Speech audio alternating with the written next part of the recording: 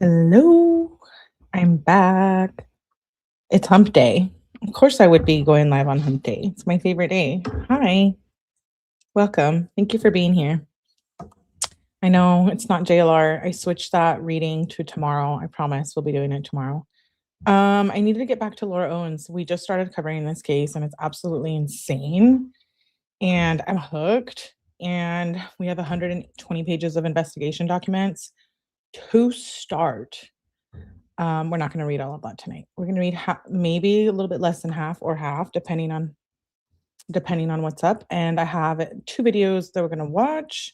Can you guys see me? Okay. Hello. I see abuelitas. Second like. Yes, please do all the YouTube things. Hit the like button, subscribe, notifications. I am Melly. Welcome to my home. Here on YouTube.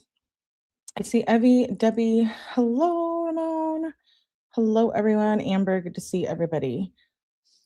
Thank you. Okay, so yes, we're gonna get into the investigation report, and this just gives all the facts. We're starting with Clayton Echard. He is from The Bachelor. If you're not familiar with the Laura Owens case, we're learning together, but she's a pregnancy fraud queen. And she's in the middle of a bunch of cases, which we're going to review by order because I'm OCD. So we're going to start with Clayton, who's from The Bachelor. She claimed she was pregnant. It was all a lie and fake. And he ended up winning his case against her. So this investigation report is from the Maricopa County Attorney's Division. And like I said, I'll pull it up. We'll go through a few facts, get into it, read a couple pages. I have a TED Talks video. I want to read the report before we get into our TED Talk video because it proves the psychopathy behind it. Is that a word? And I want you guys to see how deceiving she is as we are dealing with someone like that in the true crime community. Her and JLR might be perfect for each other. But with that being said, let me pull up the document. Here we go. So, Maricopa County's attorney office, Laura Michelle Owens. Subject number 2 is Clayton Echard. Let's get into it. This is wild. I haven't read this before, so bear with me. And like I said, please hit the like button, help push the stream out. February, April 21st, 2025. Victim, state of Arizona, Clayton, perjury, tampering with evidence, forgery, fraud scheme. Detective Tebow, original report. Okay, here we go. Case overview. Shout out to all of you guys for being here. I appreciate it. Okay, this case involves a 34-year-old female, Laura Owens, who is an internet-based personality, hosts a podcast, and a 31-year-old Clayton Echard, who is a television personality, having appeared on The Bachelor and The Bachelorette. On or about May 17th, 2023, Laura Owens contacted Clayton Echard for the purpose of conducting real estate business. Echard is a realtor. They exchanged information. According to Echard, Owens was very flirty. Shortly thereafter, Owens sent him a provocative video, and it was of Laura side view in a spandex type clothing with a horse. What? Not the dirty selfies with a horse. Because she is an equestrian person. Sent him a provocative video, and Echard told her to come over. Ooh, the interviewer. Hey, Jonathan, good to see you. The interview we're gonna watch, Clayton does go over this as well. Wow. Just wow. They met on the evening of May 20th, 2023, and were intimate. Echard reported that Laura performed fellatio twice. Laura contends that there was penile penetration. Oh my gosh. Hey, KMB. Oh, I forgot to put chat up. My bad. 5 months. Yay! It's your Melly versary. Versary. Hi, Angel Eyes. Good to see you. Thank you, KMB. I appreciate you very much. Um, Laura contends that there was penile penetration. The day after this event, Clayton met with Laura to show her some homes. Following this, Clayton said he told her that he crossed an ethical line and that he would refer her to a colleague. According to Clayton, Laura began to cry and told him that she wanted to see where it would go and that there was something special between them. Okay, this is like a red flag. There's nothing special between you and Clayton or you and a person when you guys met for like 1 second and talked and texted. How people think that's wild. Clayton said that hi, Iboob. Echard said that Clayton said that he refused to represent Laura in real estate business from that time and he blocked her telephone number. Oh my gosh. On June 1st, 2023, Owens emailed Clayton and told him that she was pregnant. So 11 days later, 11 days later, she said she's preggers. She's popping one out. Hey, Hailey. She provided an image of her positive pregnancy test. This case really is for educational purposes, like how not to date a mental person and what are the red flags. Additionally, there would be 5 other pregnancy tests, one specifically taken in Clayton's presence. The home pregnancy tests are based on the presence of HCG in women's urine or the level of HCG in the woman's blood. The tests that Owens took all indicated that Owens was pregnant due to the presence of HCG. Whoa. She needed mental help. Yeah, I agree. Wait, I know it gets crazier. Clayton denied that he caused Laura's pregnancy and denied that the children were his in the event that she was actually pregnant. Throughout the following months, Laura contended that she was pregnant and barraged Clayton with emails and text messages. These messages contained offerings of aborting the pregnancy in exchange for a promise of an intimate relationship, images of pregnancy tests, and threats of going public on social media with the tabloids. So she was like, I can get rid of it if you date me. Dude, just when we thought the JLR was craziness. No. Laura and JLR, I posted that on my X. Follow me on X if you haven't. I'm new on there. It's wild.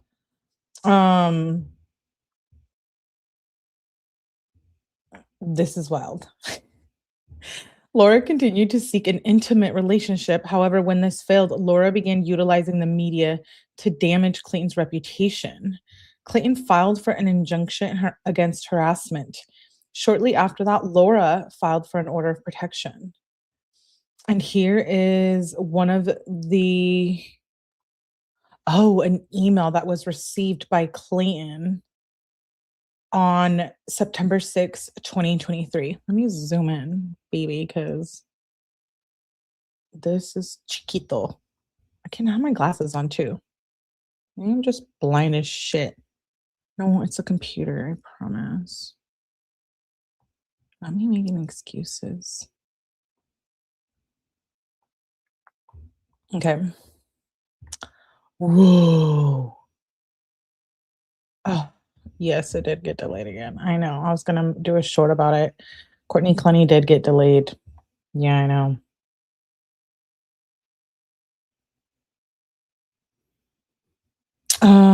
Let's see. Clayton from Laura, what do I do? Clayton, I have two major media outlets who want to publish a story. I asked them to hold until I gave the final word. Let me be clear. I have no desire to destroy you and your career, but you have made it abundantly clear that going public is the only way to get you to talk about the pregnancy and our plan going forward. I have been praying that you would see the light and realize how short sighted you are being by not wanting to figure this out privately. But for whatever reason, God is not answering my prayers. I just reached out to your mom on Facebook in case she can convince you to come to your senses. But I'm sure you have demonized me to your family and that will have no interest in speaking to me. If you will just if you will just get together and talk, I will drop everything and undo any harm that's been caused. It is really, really, really important to do it now, and it could wait until the required meeting. I would wait. And if it could wait until the required meeting, I would wait, but it can't. My concern is the twins, and I don't care about anything else. She lied about being pregnant with twins. Please let me know if you are amenable or if I should just have them publish it.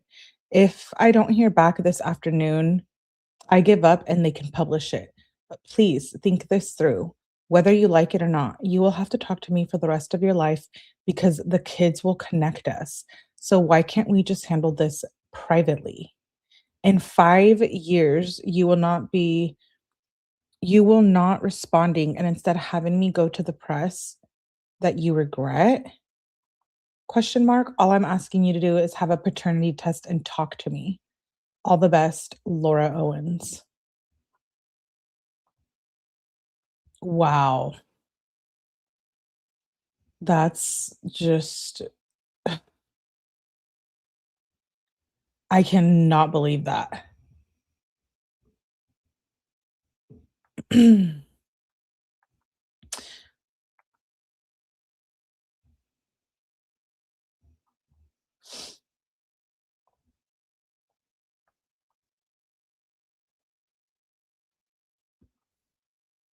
So here's another email.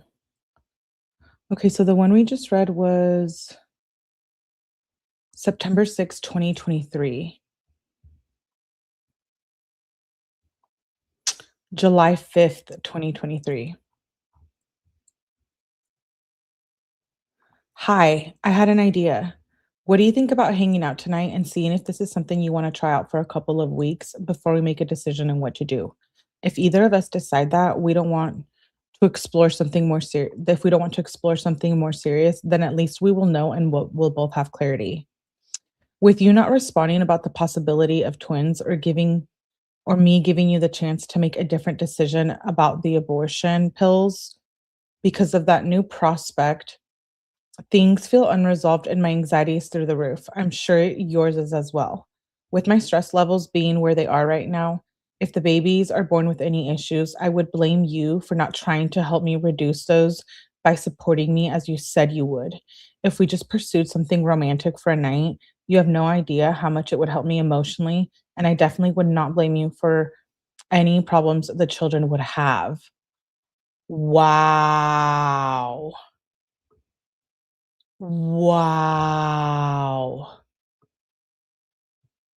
Sorry, my lights, my background. Oh my gosh. What a manipulative person. If tonight went well and we did see what was to happen there, I would order the pills right away so that you would not have the option to make the decision in a couple weeks if you wanted to. Oh, I would order the pills right away so that you would have the option to make the decision in a couple weeks if you wanted to.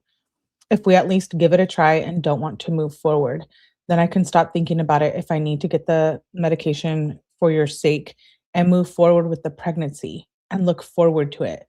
Time is absolutely of the essence. And if you took this seriously and tried tonight, and I at least had clarity one way or another, I would have so much more respect for you and would promise not to go to the press at any about any of this. Please let me know your thoughts. All the best.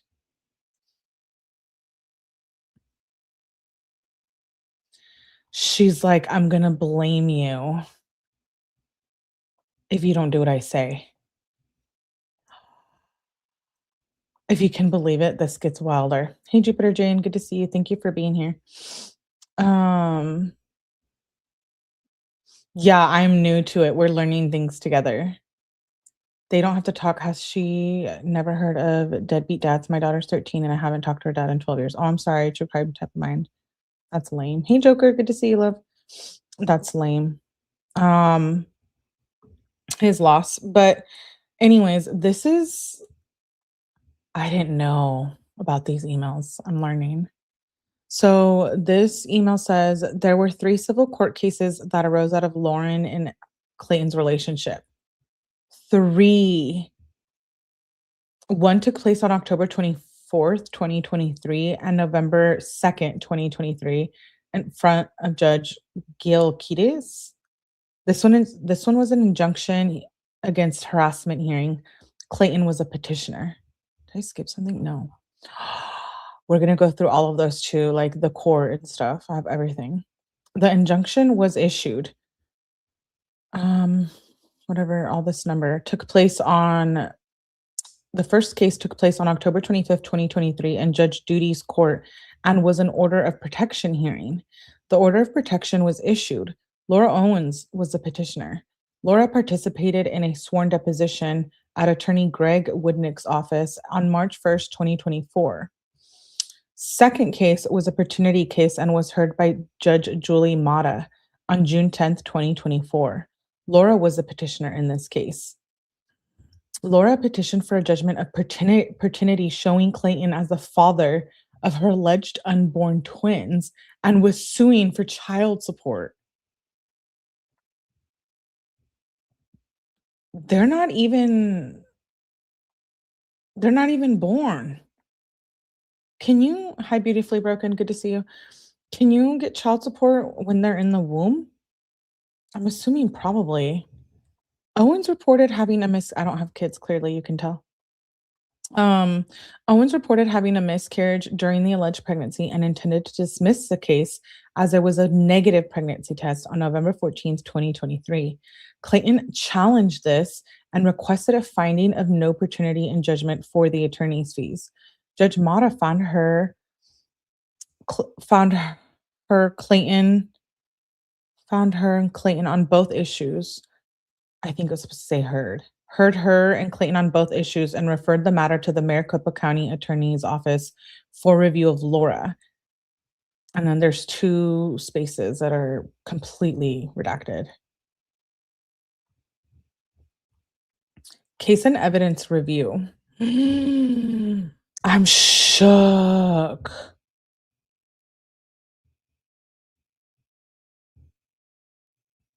Oh, I'm sorry, Esther. Hard to believe it. This can happen to any male. Any female can be this crazy. Case evidence and review. During testimony in Judge Cynthia Galactus court at approximately 11:36 a.m., Laura testified that there's no possibility that she could be pregnant by anyone other than Clayton.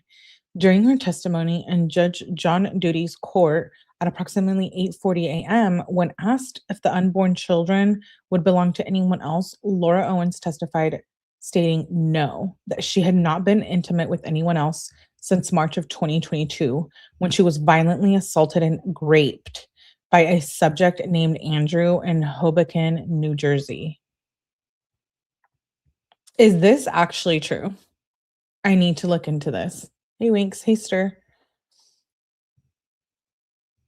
It's a lie? Wink says lie. It's not funny, but like she lies about being raped.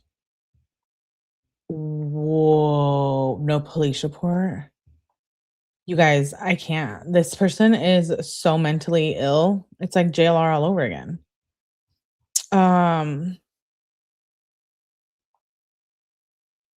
Whoa. Oh, here's 2 parts that are completely redacted. It says during her deposition, after being placed under oath, Laura Owens reported that she and Clayton had penetrative sex. Why is there so much redacted in this? It's a picture of something. Um, Figure 11. Oh, it's an ultrasound image. I think I have those elsewhere. That was obtained from an OBGYN in New York as found in Sarah Owens' medical records. Who's Sarah Owens? There's a sentence redacted. It says information noted on the left side of the original image is also missing on the forged image. Additionally, the date on the left bottom of the image had been changed from 6/22 of 2023 to 5/20 of 2023. They're forged ultrasound pictures, fake ones. It was her sister's sonogram? No. Oh my god, there's a whole thing that's redacted right there. Okay, here's part of it. I guess that was changed, Laura Owens. It says in Judge Mata's court, Northeast Court Complex Courtroom 102 on June 10th of 2024 at approximately 9:15 a.m., Laura testified that she had made the changes to the ultrasound concerning the information on the banner portion. However, made no statements concerning the altered portion of the image itself. Laura testified that this image had not been used in any court proceedings. Laura reported that the ultrasound was done in California at Planned Parenthood. Laura testified that she used a fake name. I can't believe it.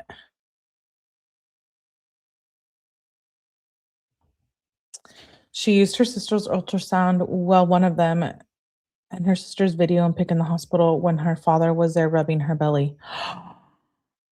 Whoa. Laura Owens needs to be away from society.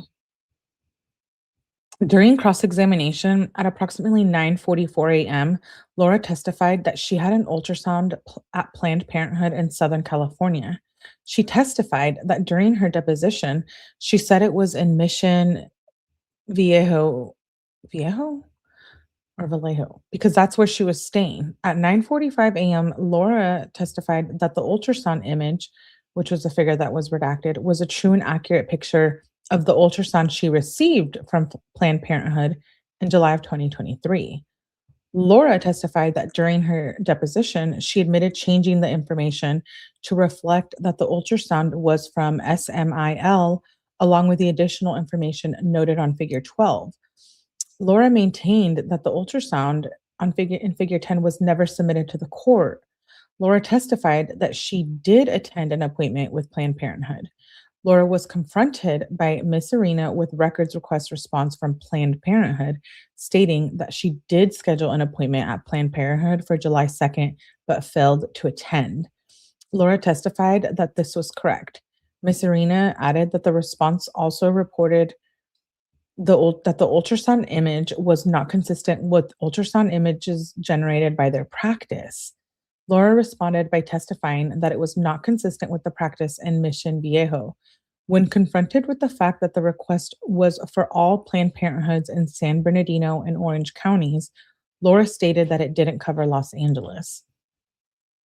Laura testified that the ultrasound in figure 10 was from Planned Parenthood in Los Angeles on July 2nd, 2023. Planned Parenthood in Los Angeles was subpoenaed. Results indicate that there was no record of Laura Owens at that Planned Parenthood. And here it says, certification of no records. We do not have a chart for this patient among our facilities in Los Angeles County. I certify that a complete and thorough search of all active and inactive files has been made for the requested records. It is understood that such records may exist under another date, spelling, name, or classification, but with the information provided to our office, and to the best of my knowledge, no such records exist. I hereby declare under penalty of perjury, pursuant to the laws of the state of California, that the foregoing is true and correct. If you have any questions pertaining to this letter, please contact me. Oh my gosh. She what would cause someone to do something like this?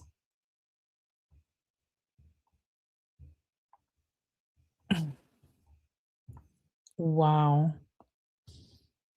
It says in Laura's deposition, she's questioned about a video that shows her father, Ron Owens, touching a pregnant belly while he's in the hospital. This is what I can't remember who just mentioned it in the chat. This is sick. Completely, absolutely sick. Laura Owens is asked about this. Laura testifies that this is her father touching her belly. Laura is confronted by the possibility that this is her sister, Sarah's stomach when she was pregnant. Laura denies this, stating that it is her with her father. Laura is asked if there would be any reason that Sarah would say that it's her. Laura testified that there is no reason that Sarah would say it's her. Laura testified that she's about 21 weeks pregnant at the time. A screenshot was taken of the video and is figure 15 in this report. Figure 16 is a screenshot of the same video. However, it appears that figure 15 has been cropped to exclude the face of the actual pregnant person. Figure 16 has not been cropped and shows that this video is actually of Ron Owens touching the pregnant belly of Sarah, his other daughter.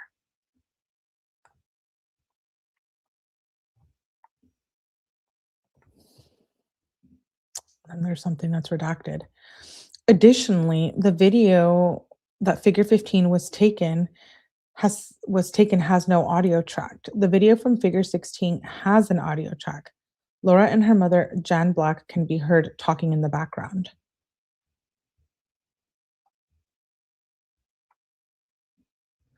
At the injunction against harassment hearing in Judge Cynthia Galactus' court, through her attorney, Joshua Lopez, Laura Owens admits Exhibit 46, which is described as medical records from various providers to confirm her pregnancy. And this exhibit is an HCG test from Sonora Quest through Any Labs Tests Now. During the March 2024 deposition, Laura reported that she had an HCG test that she ordered on her own through Any Lab Tests Now Scottsdale, and that this test showed a level of HCG, indicating that this is consistent with a non-viable pregnancy. The HCG test was taken on October 16th, 2023, and was processed by Sonora Quest Laboratories and indicated an HCG level of 102/1 ml. Owens would have been approximately 22 weeks pregnant at the time and should have had an HCG level between 4,060 and 165,000.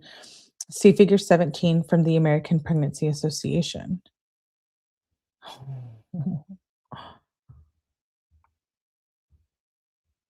That high level HCG though, that she did have, I wonder if that's what that's associated with.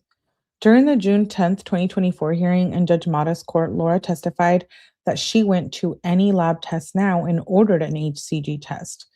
Laura testified that the test indicated an HCG level of 102 and that she learned that this level was not consistent with the viable pregnancy. Owens also testified that she doctored this test one time. Owens reported that she did this for the purpose of sending the test results to Dave Neal, an effort to get him to stop creating harassing videos of her. And Dave Neal is another channel that covers this case, right? I haven't seen any of the coverage, but I hear. Whoa. Hey Q, good to see you. Are you on IG? I am. It's the same username as on here.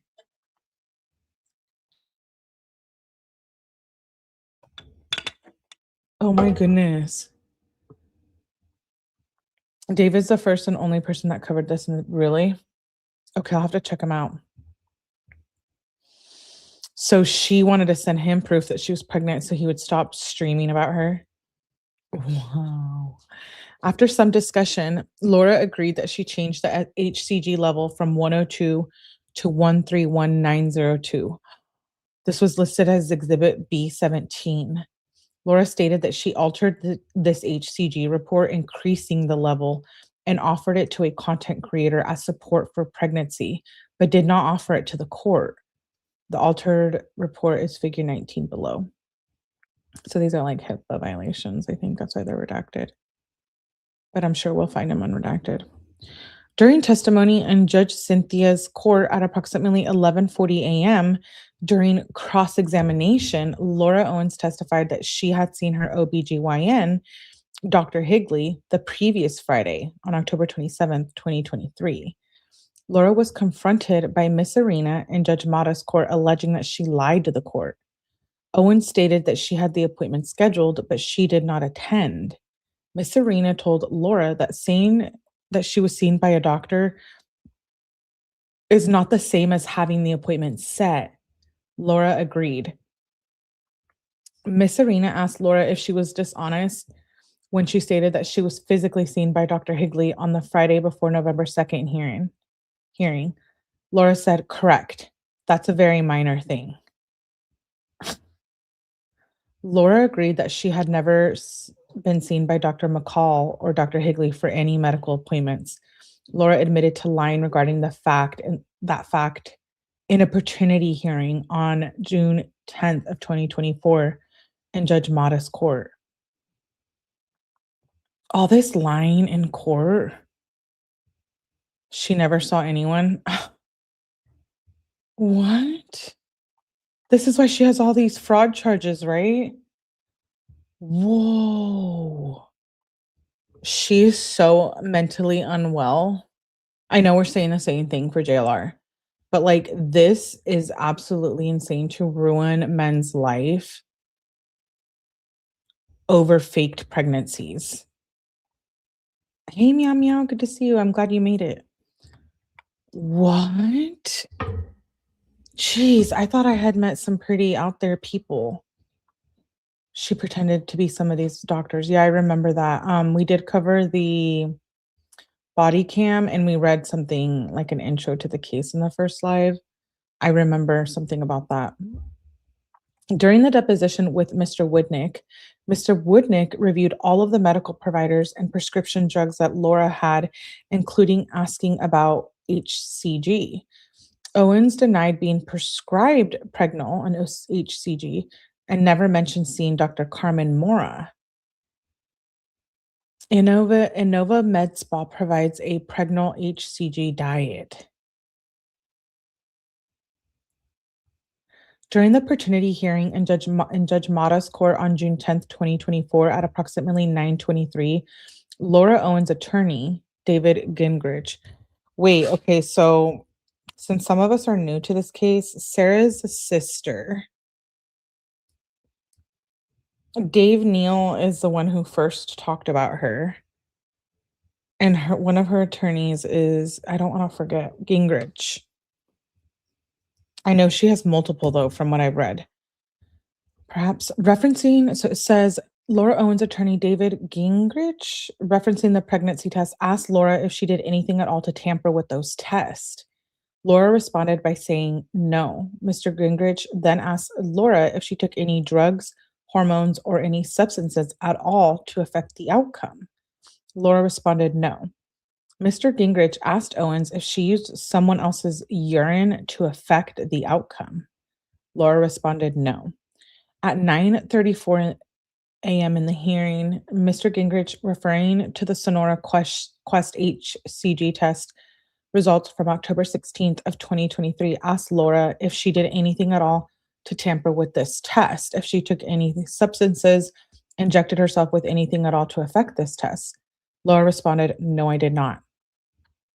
During a search of Laura's iCloud, a series of messages were noted that indicated that Laura had gone to Innova Med Spa and purchased HCG and that she had the injections delivered to her home. These text exchanges also indicate that Laura did not want her family to know that she was injecting HCG. That answers my question. When I said, why is her HCG level high? She's trying to sue Greg. She's mentally ill and they just let her keep going. Well, she has trial coming up. So I heard she got offered a plea deal and we don't know what that is yet. She better do jail time. I will absolutely freak out. Hi, Lala. Good to see you, love. Thanks for being here. Gingras is batshit. That's the lawyer she mentioned in the body cam, right? She had like 19 attorneys. No, I said this before. She's worse than Sarah Boone. I'm tripping out. Sorry, I don't think she's mentally ill. Really? I think she's mentally ill and she's a bad human. Whoa. Why the need to want to ruin someone's life so bad? During the paternity hearing in Judge Mata's court at 9:35, Laura's attorney David and Gingrich entered into evidence 2 videos that Laura Owens self-took showing her pregnant stomach. These were labeled as Exhibit A6 through A7. Owens testified that A6 was created on September 19th, 2023, and that A7 was created on October 9th, 2023. These are screenshots of the video recording.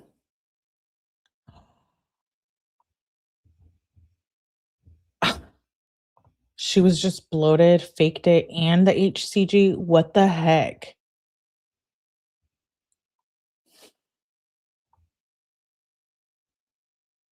Yo.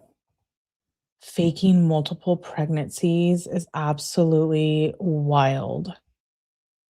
Ah. Yo, she got this belly with the HCG shots and eating Domino's every day for 6 months straight. Stop it, Winks. Stop it. She was lying about not wanting her family. Ooh, it was delivered to her house. I wonder if it was a casita or what. Okay, there's a redacted probably video. In Judge John Duty's court on October 25th, 2023, at approximately 8:47, Laura refers to a Reddit image as the Halloween one. This is an image which was a screenshot from a Reddit thread captioned, "How to win the scariest costume contest." Owens testified that this is her showing her stomach, holding a sonogram of their son that only Echard had possession of.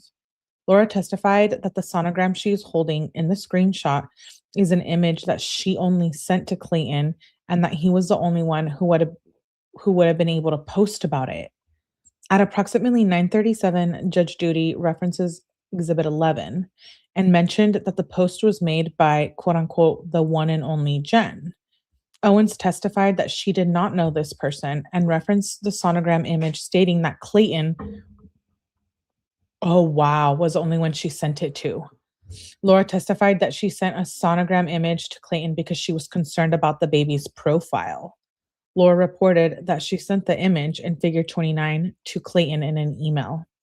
The image is a profile and doesn't look like the baby has a nose and was concerned that the baby has a genetic defect. Clayton testified that he did receive the sonogram from Owens.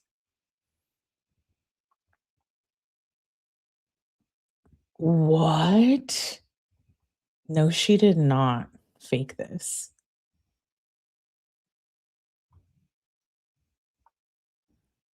Oh my goodness. Hi, abuelita. A similar sonogram image was located during the search of Owen's iCloud. The image was determined to have been Owen's sister, Sarah, which was originally created at Northwell Health in New York City on February 13th, 2023.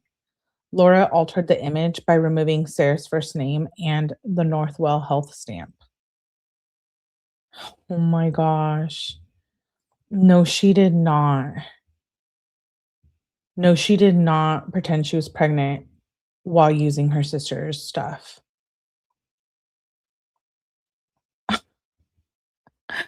As you guys can tell, some of us are new to this case. What?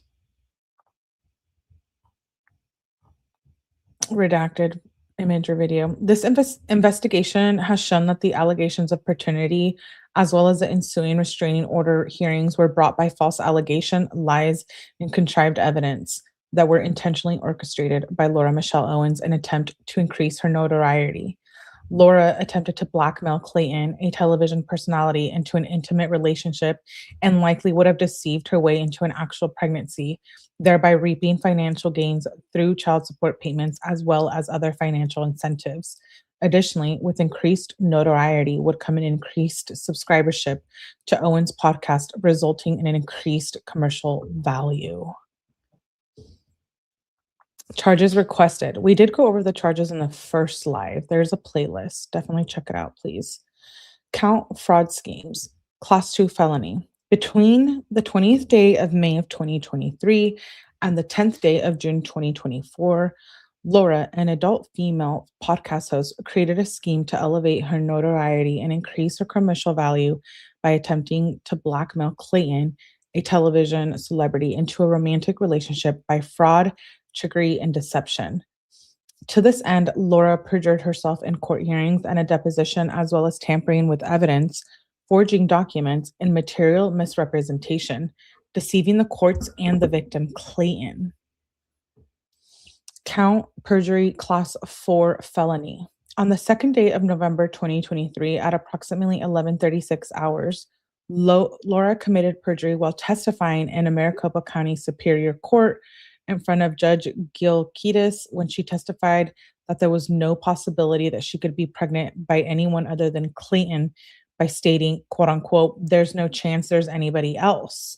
It was determined that Owens had sexual intercourse with Nicholas Sanfilippo on or about the 5th day of May 2023 and on or about the 27th day of May 2023. I'm so confused. Yeah, we're gonna watch the hearings. Abuelita says I'm shook. I'm shook. Oh, wow, Beautifully Broken says she knows someone's like, you guys, this is absolutely not normal. Count perjury.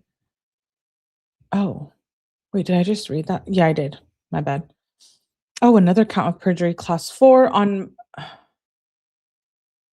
on first day of March 2024, during a sworn deposition at the office of Greg Woodnick, Clayton's attorney, Laura, testified that she and Clayton had penetrative sex and that she advised her sister, Sarah, that she and Clayton had penetrative sex via text message. Redacted. Count forgery, class 4 felony. Between the 7th day of June 2023 and the 11th day of July 2023, Laura Owens forged Sarah, her sister's sonogram, to create the appearance that the sonogram belonged to Laura and that she was pregnant with twins in order to defraud Clayton into believing that she was carrying his children. I can't imagine lying about this. Scandalous and right, Kat Randall. And how do you know that a woman is going to do this? You don't. But the same goes for men. They can be just as scandalous and evil. Set aside your private life. You won't have time for this if you're covering this case. I'm telling you, I've been slowly going through prepping the lives and I feel like it's not even real. I'm like, it sounds like a good book.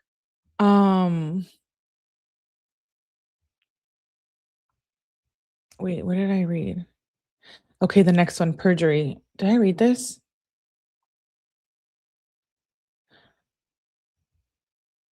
It says class 4 felony on the first day of March 2024 during a sworn deposition.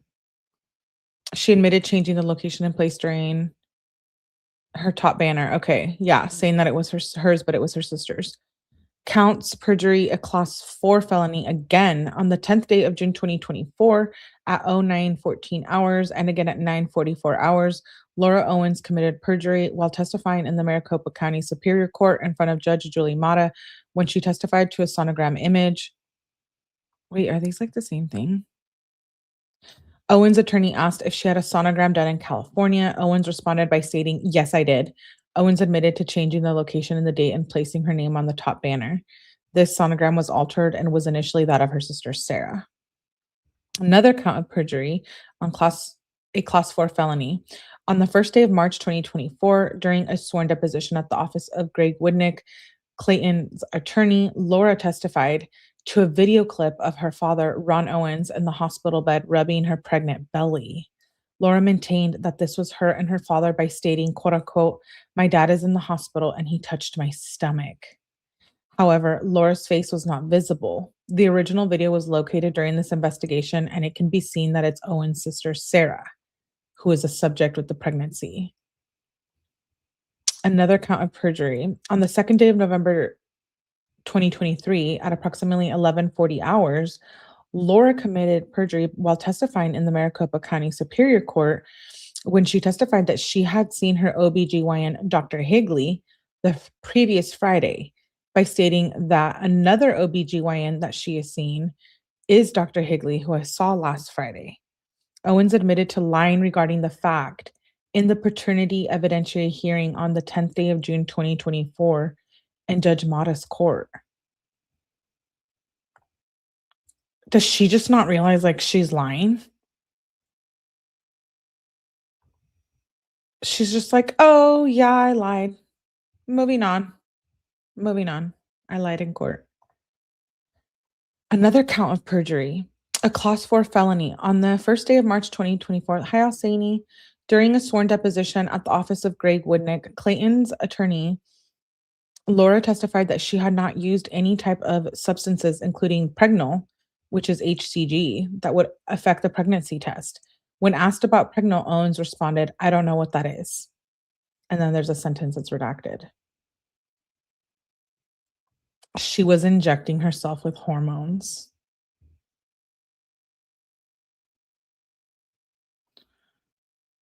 To fake pregnancy. Another count of perjury. On the 10th day of June 2024, at approximately 09:23 hours, Laura committed perjury while testifying in the Maricopa County Superior Court in front of Judge Julie Mata when she testified that she did not do anything to tamper with the pregnancy test. Owens' attorney, David, referencing the pregnancy test, asked Owens if she did anything at all to tamper with these tests. Owens responded by saying no. David, her attorney, then asked Laura if she took any drugs, hormones, or substances at all to affect the outcome. Owens responded with no. David asked Owens if she used someone else's urine to affect the outcome. Owens responded no. Counts tampering with evidence, a class 6 felony. Laura Owens committed tampering with physical evidence by admitting 2 false exhibits during the hearing in Judge Mata's court on July 10th of June 2024. Exhibit A6 and A7 are videos that Owens created attempting to convince the court that she was in fact pregnant on September 19th, 2023 and October 9th, 2023 by showing her appearance as being pregnant. Another count of perjury. Laura committed perjury on June 10th, 2023 at approximately 09:35 hours by admitting 2 false exhibits and testifying to their validity during a hearing in Judge Mata's court on June 10th, 2024. Exhibit 6 and A7 are videos that Owens created attempting to convince the court that she was in fact pregnant on September 19th, 2023 and October 9th, 2023 by showing her appearance as being pregnant. Owens was asked about these videos and she stated that, quote unquote, "That's me showing my pregnant stomach." Regarding A7, Owens reported that she took that video on October 9th. Another count of perjury. On the 25th day of October of 2023, Laura committed perjury while testifying in Maricopa County Superior Court in front of Judge John Duty when she testified regarding a sonogram that was attached to an image of herself in a spoof Halloween costume package from Reddit. Laura testified that the sonogram image she is holding in the overall image is a quote unquote sonogram of our son that only he had possession of. Laura's attorney asked if this sonogram was the one that was sent to Clayton or if anyone else had received it. Laura stated that the ultrasound was not sent to anyone else. This sonogram image was found to have been from Laura's sister. Whoa. I'm not sure why she's trying to trap guys and make contact relationships. I mean, would she even I guess she would be getting a lot or somewhat a lot if from child support? Yeah, I think I have all those pictures. I'm going through, like, a timeline of how the website has it, so I'm just, like, going how they do it. She's on meds. Yeah, she needs to be.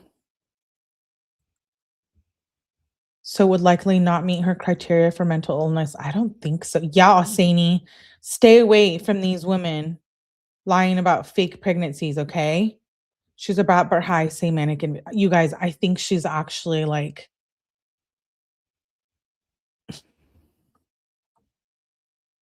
maybe like multiple personality disorder. Yeah, all of this information is public. Let's see what this is. Release questionnaire. Okay. I don't think there's anything I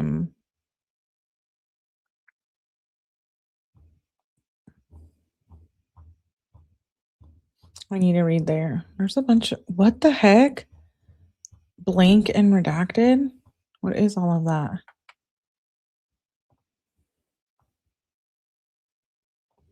Maricopa attorney mm, CAD report attached. Okay, so this is a supplemental report. June 24th, 2024. Tampering with evidence. Attempt theft by extortion. Wow. I was contacted by Lieutenant J. Plummer on June 20th of 2024 and asked to investigate allegations of perjury and tampering with evidence against Laura Owens. Plummer provided me with a copy of a ruling made by the Honorable Judge Julie Ann Mata. In this ruling, Judge Mata ruled that Laura presented a false claim, knowingly violated a court order compelling disclosure or discovery, that the petitioner, Owens, did not file the petition in good faith. The petition was not grounded in fact or based on the law. The petition was filed for an improper purpose, such as to harass the other party, to cause an unnecessary delay, or to increase the cost of litigation to the other party. The court found that Laura provided false testimony as to the viability of the pregnancy, and all three cases addressed in the procedural history. The petitioner acknowledged that she altered HCG test results, an ultrasound, and sonogram. Finally, prior to her deposition, Laura sent a threatening letter to the respondent, Clayton, indicating her intention to sue him for $1.4 million in collateral allegations unless he agreed to dismiss the action that she initiated. After reviewing the findings, I noted that Clayton is a victim of theft by extortion, a class 4 felony as evidenced by threatening letter previously mentioned.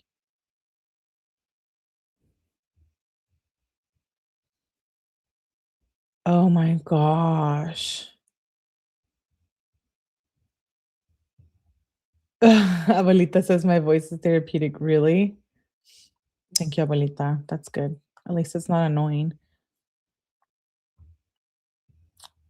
If she doesn't, she's just pure nuts. I can't comprehend any normal person doing this beautifully. I'm sitting here like shook.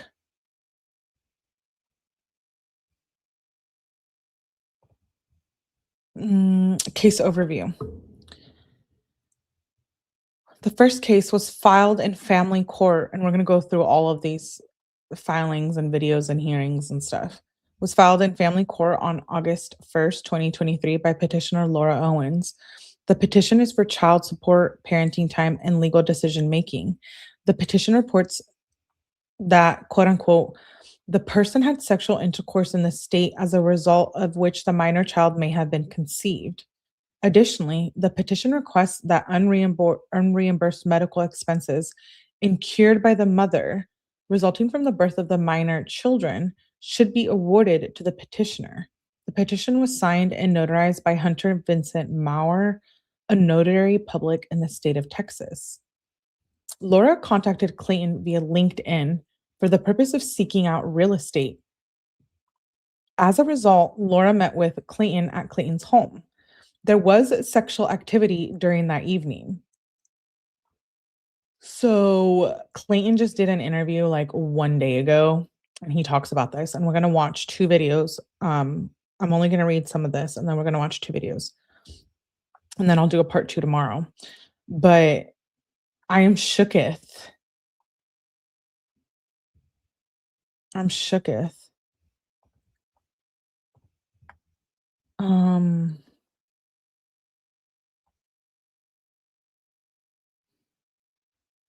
Where did I leave off? Oh, okay. Laura stated she contacted Clayton via LinkedIn for the purpose of seeking out real estate. As a result, they met at Clayton's home. There was sexual activity during the evening. Laura reported that there was penile vaginal intercourse. Clayton maintained that there was only oral sexual contact. Wait, not her getting pregnant she was pregnant after a BJ. Did the little spermies swim to her ovaries? It's disturbing, but listen. Listen. No BJs. No BJs. We're having a Melly sex ed conversation here as well. Oh my God. Oh, this is going in the wrong direction. Let's focus. I'm screaming. That there was only oral. He says this in the interview we're about to watch too. He's like, listen, she didn't get it like she thought she did.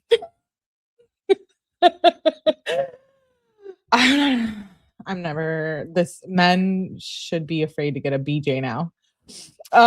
This is I'm tired with the comments.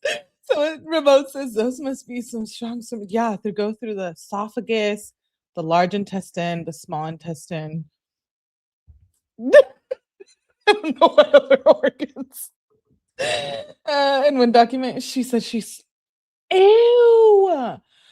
Laura Owens needs to be in prison. First, she needs to make sure she's on the right meds. Respectfully, I don't think there's anything wrong with mental health as long as you take care of it. But this is out of the world. Out of this world. Okay, it says only oral. Owens performing fellatio on Clayton. Not the fellatio. Owens later claimed that she was pregnant with twins and reported that Clayton was a father. Laura filed suit when Clayton denied the claim.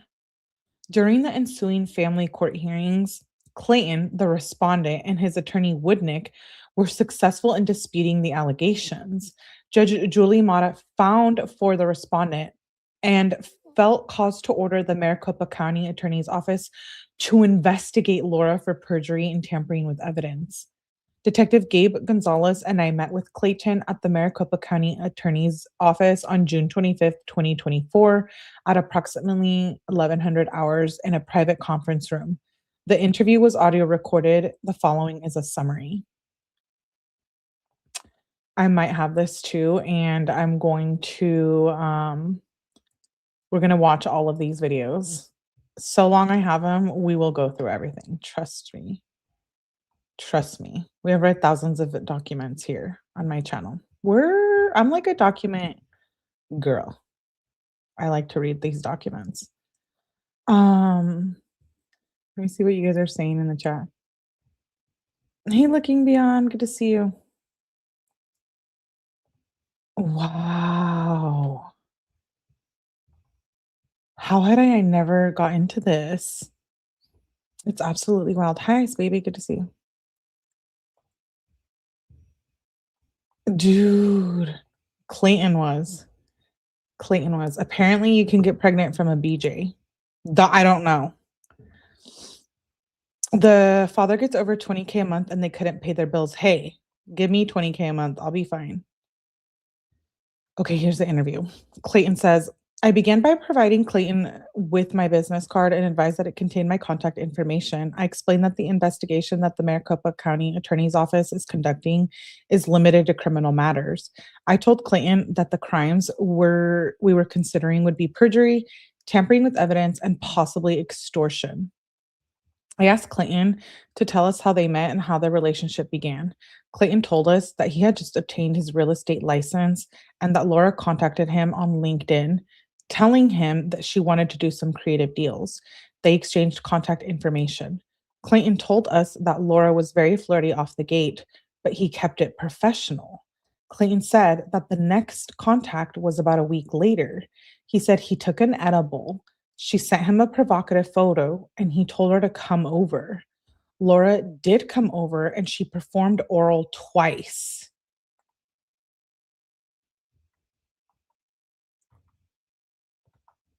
Clayton said that they didn't have sexual intercourse.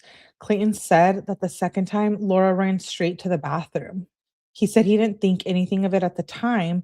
Clayton said that he went to sleep and the next day he showed her homes. Clayton said that he told Laura that this was a mistake and he shouldn't have crossed a professional boundary and that he could refer her to one of his coworkers. At this, Laura began to cry, telling him that she wanted to see where this would go and that she thought there was something special between them. She told him that she still wanted to work with him. Girl, something special over a call and a BJ, get over it. Like, get over it. Sometimes it's just not that serious. Amanda says that 20K a month, my whole family would be right. Dang, Amanda. Me too.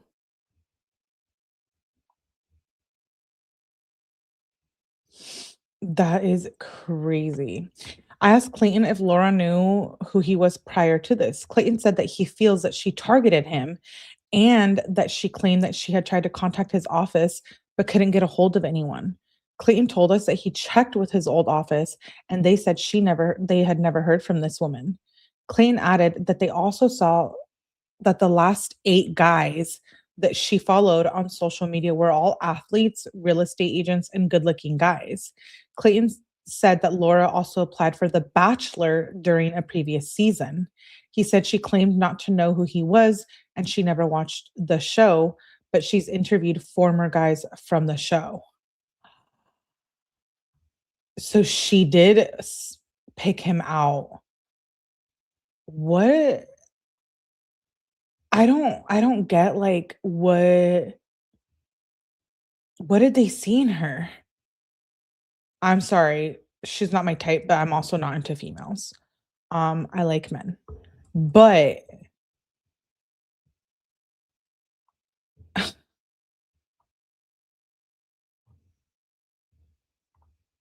yeah, beautifully broken, exactly. Did she make him cry? No, he made her cry.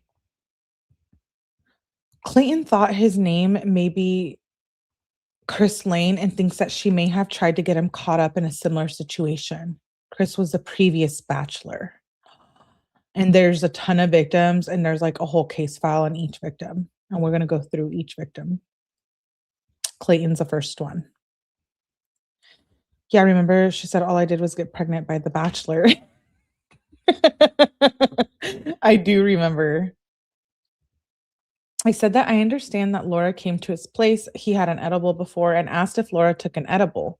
Clayton said that she did take one when she arrived. I said that I understand that there was oral sex twice, and after the second time, she ran into the bathroom. Clayton indicated so. I asked why he thinks she ran into the bathroom. Clayton said he didn't think she had any intention of spitting it out and then pushing it inside herself, but that was his concern. Clayton said the watch the first time they were on the couch and she swallowed.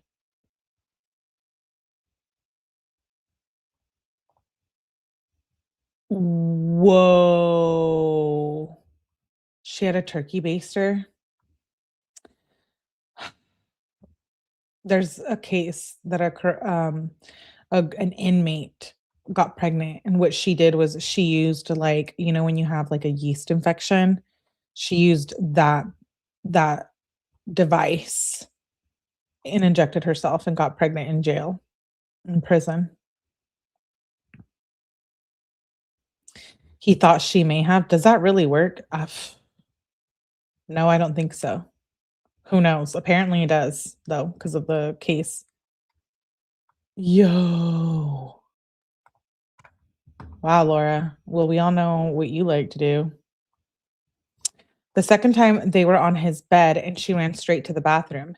He assumed she was going to spit it out, but then 11 days later after he blocked her, she told him that she's fertile and felt his fluid down there and she might be pregnant.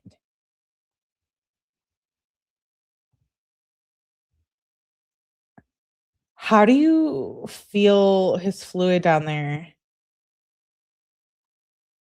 when it was oral?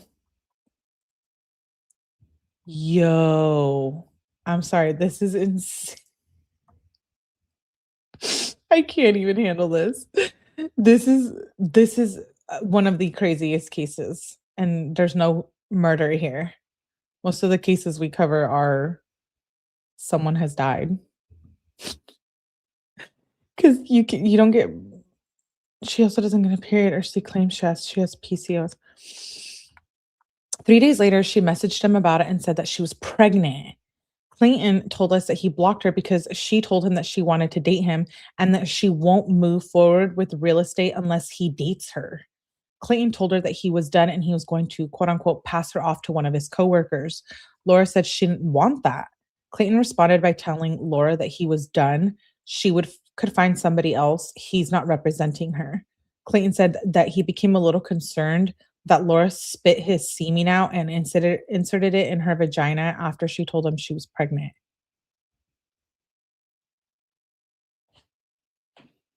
So she could have like lied and then realized like, oh shit, I actually want this to be true. I asked how much contact there was between Laura and him. Clayton said that there was constant communication. Clayton advised that he has an entire file on his laptop that has every interaction that he had with her. She sent him over 500 emails and texts him from approximately 13 different phones. Clayton told me that he can provide all of them to us. Laura did stop the communication after he obtained an injunction against harassment. I asked when Laura obtained the injunction. Clayton said she obtained an order of protection and she obtained that once he filed the injunction. Clayton told us that they set a hearing for this injunction.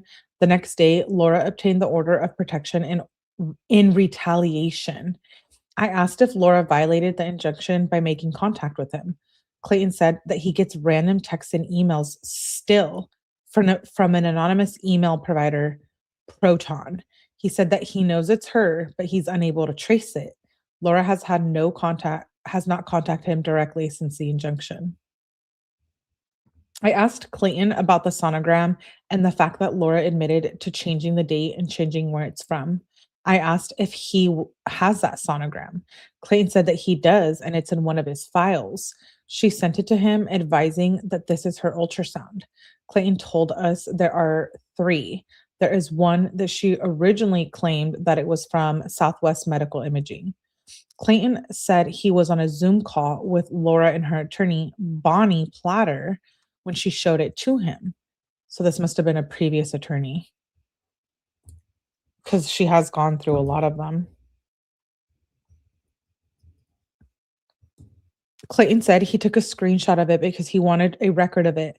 This was one that she tampered with, reporting that she changed the name.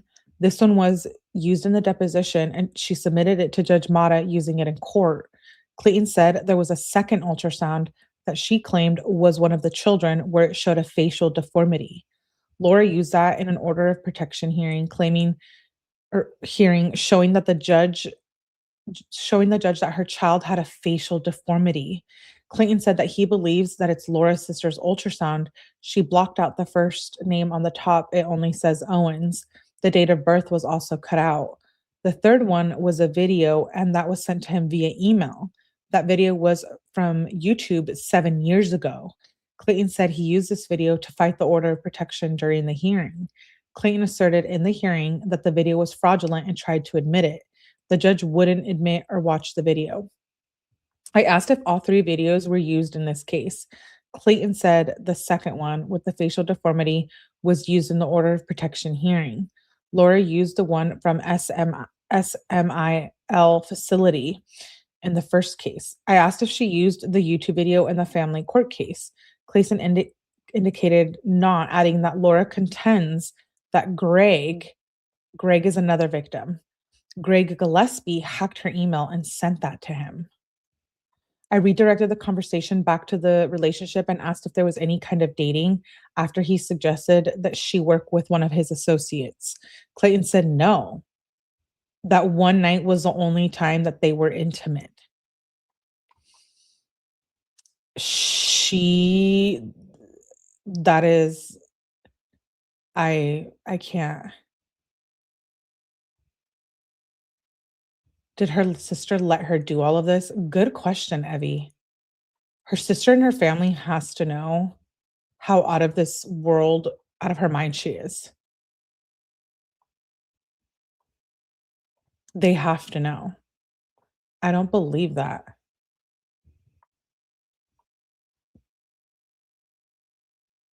She needs to pay for what she did to these men. Absolutely. I 1000% will be absolutely pissed off if they give her no jail time. Like, I will absolutely be so upset. She blames Greg for hacking her. Detective Gonzalez reminded Clayton that Laura indicated there would be no real estate deal unless he dated her and asked if she had said that to him or if she texted or emailed it to him. Clayton said that she texted him, saying that she couldn't move forward with him unless he gave her a chance. Clayton told her that he sent the deals out, so now he was going to look bad. He told Laura that his credibility would be in jeopardy unless she followed through. She responded, telling him she couldn't move forward unless he dates her. This contention then changed to stating that if he dates her for a week and it doesn't work out, then she'll have an abortion. If he doesn't date her, she would have the child. That is so messed up to even lie about this stuff. Her father helped her. He told Mike to stay with her and then he'll help him get out of it. The sister never spoke out. Speculation is the sister knew, or at least she knew early as things started coming out. Hey, Rudy. Well, the parents have helped her. Yeah. Did you see the house, the casita she was living in the body cam in the back of their property? She's a hoarder, which is a sign of mental illness. Detective Gonzalez said that he understands that she was threatening the real estate deal before she said she was pregnant.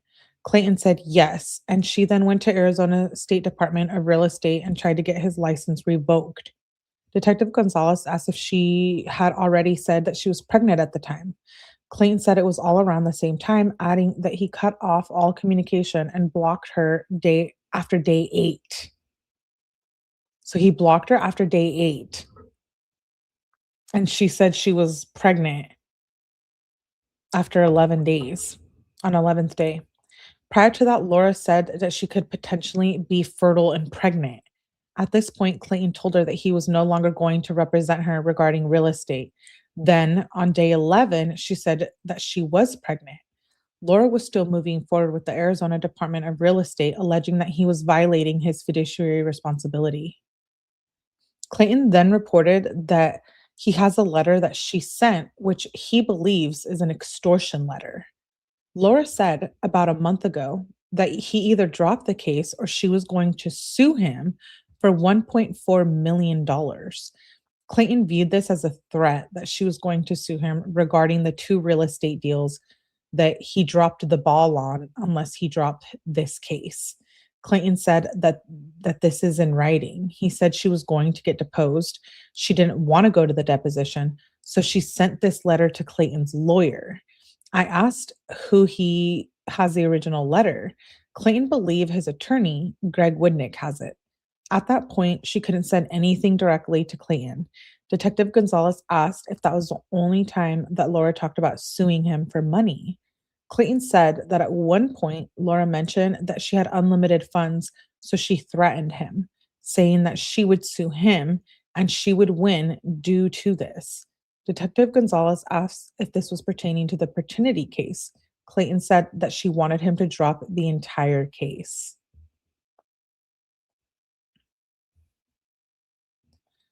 Yeah, we do have emails and texts too that we're gonna be reviewing. Her father told Mike that she lies. So they, like, warned her? Warned them. They know their daughter. Whoa.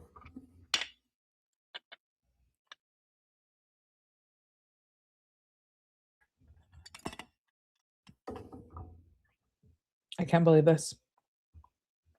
I said that I understand that she wanted to drop the paternity suit after she alleged after she allegedly miscarried, but he continued on with the case because he wanted to prove that he was not the parent of the alleged pregnancy and that he was looking for her to be responsible for his attorney's fees.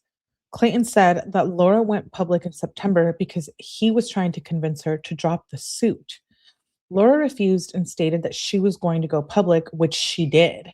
Laura then kept filing for mediations in family court. At one of the mediations, Clayton told her that she needed to take a paternity test or submit ultrasounds or medical evidence to show that she was pregnant. Laura agreed to a paternity test, but nothing happened, and the case was just sitting there. It then became public, so Clayton's mission then became to obtain a finding of non paternity. Clayton told us that Laura had the narrative to begin with, and everyone believed that he was guilty. But then the narrative changed, and Laura wanted to close the case. Clayton said that at this point, she had already attacked his reputation and he wanted to clear his name. Ugh. So she was like,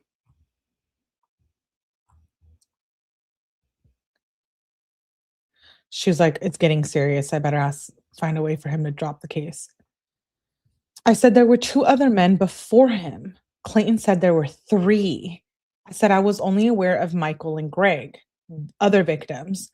Clayton said that there's another guy, Matt, but he doesn't want anything to do with this. Clayton said he doesn't know much about Matt's story, but it sounded as if he was dragged into a similar situation where she claimed she was pregnant. I asked Clayton if he knows Greg personally. Clayton said he does. I asked if he met him as a result of this case or if he knew him beforehand.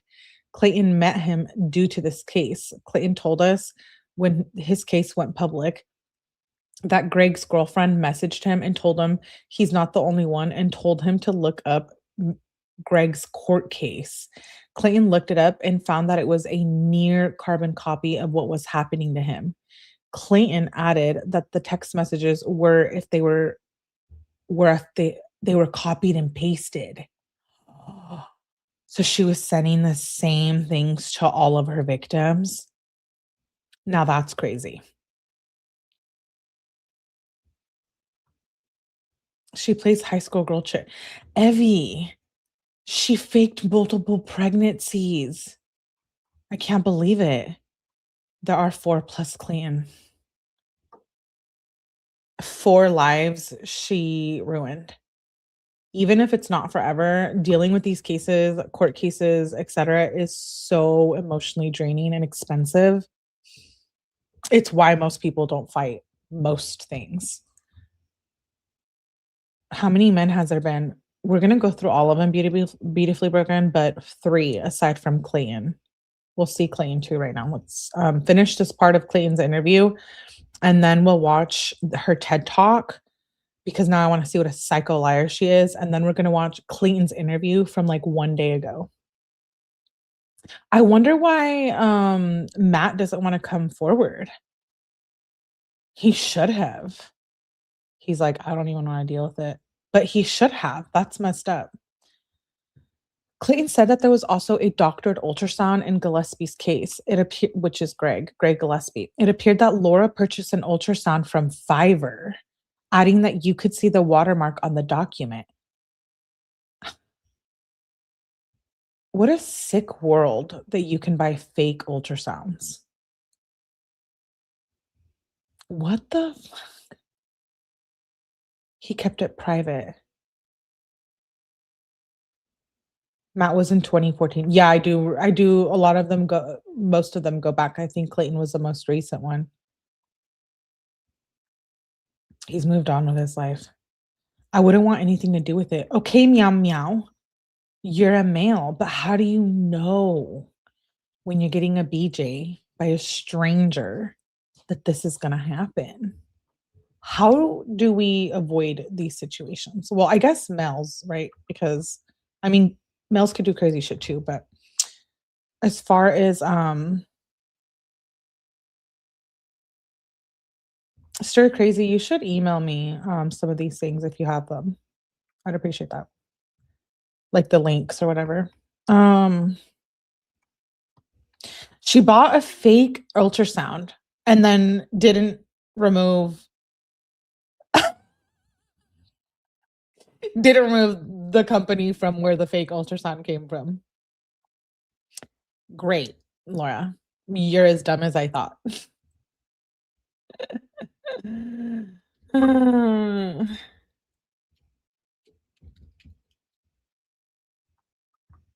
I guess you could get anything online. That's also very true, Evie.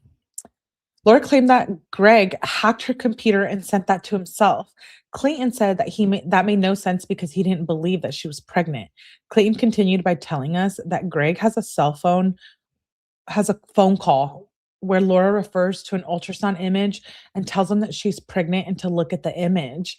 Clayton said that he and Greg have shared stories. Clayton said he found out about Mike Maricini through Greg and the court hearing. So they all became like a thing. Thank you, Stir Crazy. They all found out about each other because of basically Clayton. I asked if there's any reason to believe that the ultrasound that she used against Greg is the same one that she used against him. Clayton said, no, they're different. Greg reversed Google image searched and found that photo from a blog post from years back.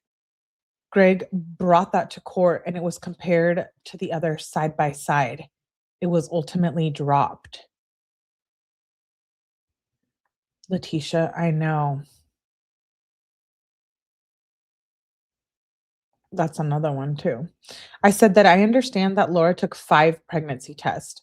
4 were urine tests and 1 was a blood test. Clayton said that Laura told him that she did 11 HCG tests at one point.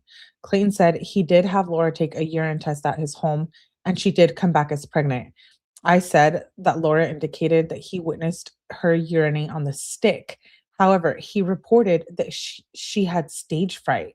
So the door was closed and he didn't actually see her. Clayton said that she walked into the bathroom wearing tight fitting pants and wasn't carrying anything with her unless she shoved something up there. Clayton's plan was to sit there and watch her, but she couldn't pee with him there watching. Clayton said that he closed the door and then at one point he pulled it back open and she said, "Whoa, whoa, whoa." Clayton then apologized and closed the door and left it shut. She then came out with it. Clayton said that Laura was already anticipating that he would want her to take the test. She told him that she brought a test with her, and she told him this by adding that she would use his if he had one. Clayton said the test showed that she was pregnant, but he believes that she was taking medications to affect the test, the HCG, I'm assuming. I asked if things were still on a friendly basis at this time. Clayton said no, it was heated. It was at a point where she had said she was pregnant and he needed to support her, and he said that he doesn't believe her. Clayton said he was trying to pull information from her and trying to catch her in a lie, trying to get her to drop it. He was trying to play it nice to see if she would let it go. Clayton said that he told her to come over that night so they could talk, and he was trying to let her down easy to understand that they were not compatible and that they have nothing in common. It didn't go that way. After he saw the pregnancy test, she asked him to just hold her like she was pregnant. Oh my gosh, that is so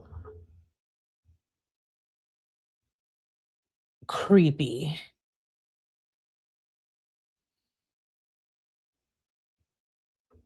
What?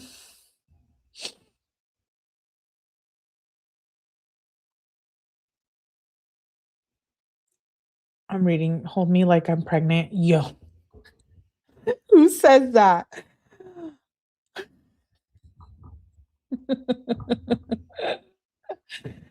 Hold me like I'm pregnant. I didn't even say that when I was pregnant. I never heard my sister say that. Nope. She had 4. I never in my life heard her say that. The next day, Clayton realized that something was wrong. Yes, yes, Clayton.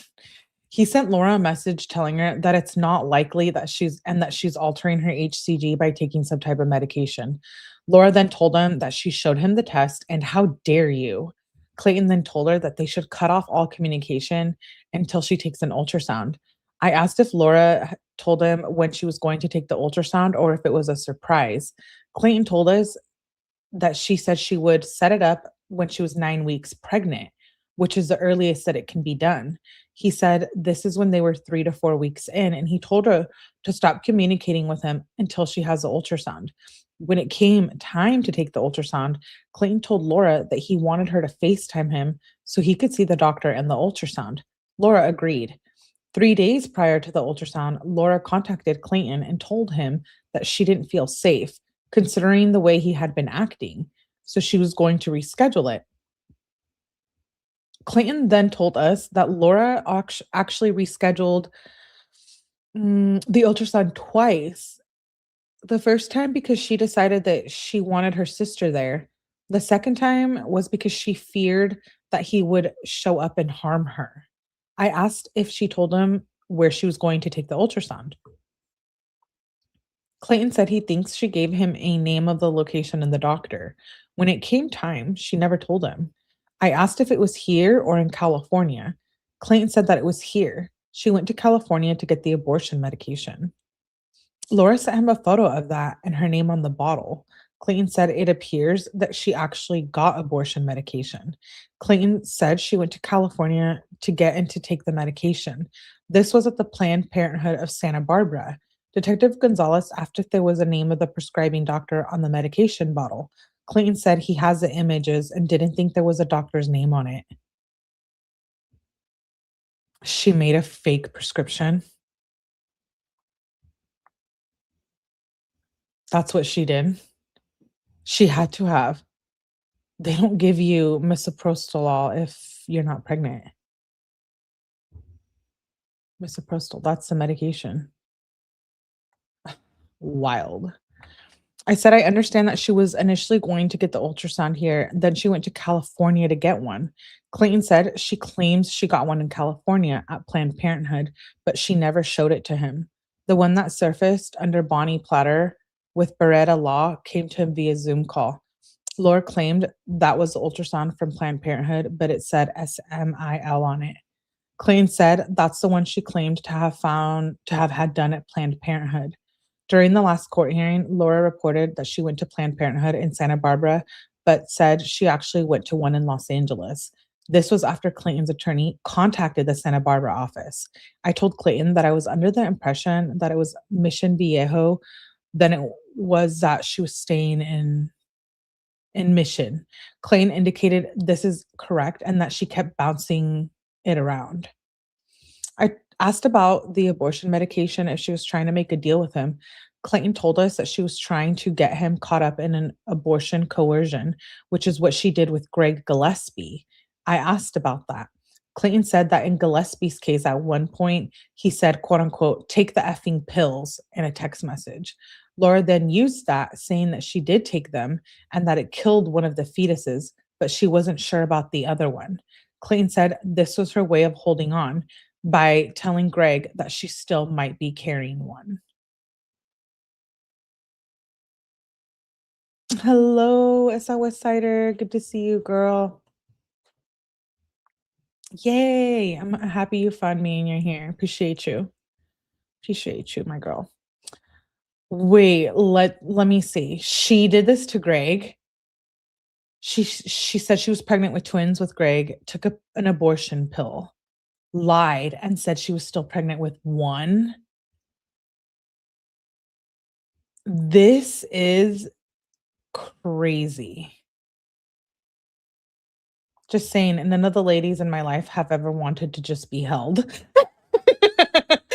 Meow meow.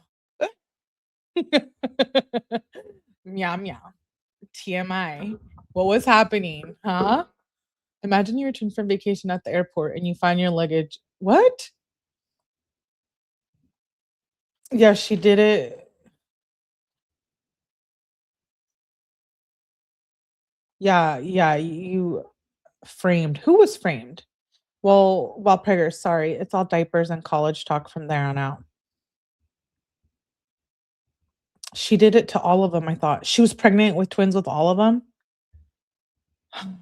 This is what Laura took him into court for, claiming that he forced her into having an abortion. Clayton feels that she was trying to repeat that with him. She kept asking in text messages if he wants her to take the pills. Clayton indicated that he would tell her that he told her what he would like her to do, but it's her body. She should choose what she would like to do. Clayton said he never forced her, adding that he believes she was trying to corner him into the same situation. Clayton said that earlier on he did tell her that she should take the plan B, and she did show him the pills. She told him she was going to throw them away if he didn't respond. She then said that she threw them away. Next, she said she got them again and asked if he wants her to take them. Clayton felt that she was trying to get him to tell her to take the pills and that she would run the same scheme on him, saying that she took the pills, but there was one that was still alive. I asked if there was any quid pro quo if she took the pills. Clayton said yes. She said that she would take the pills if he dated her for a week. This whole I need a relationship that bad, I'm gonna lie about pregnancy, that's being manipulative and evil. But like, why does she think like that? I have a lot of questions about her.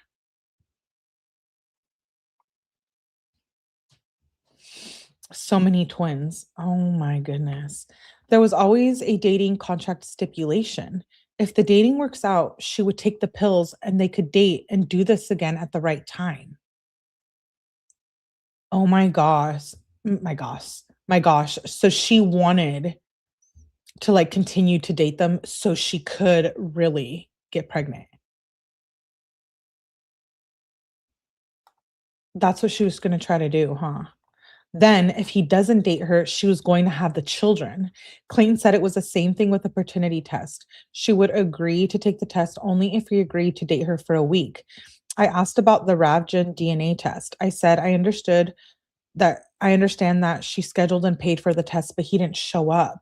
Clayton said that Laura agreed to take the test and to pay for the test and that she did sign up.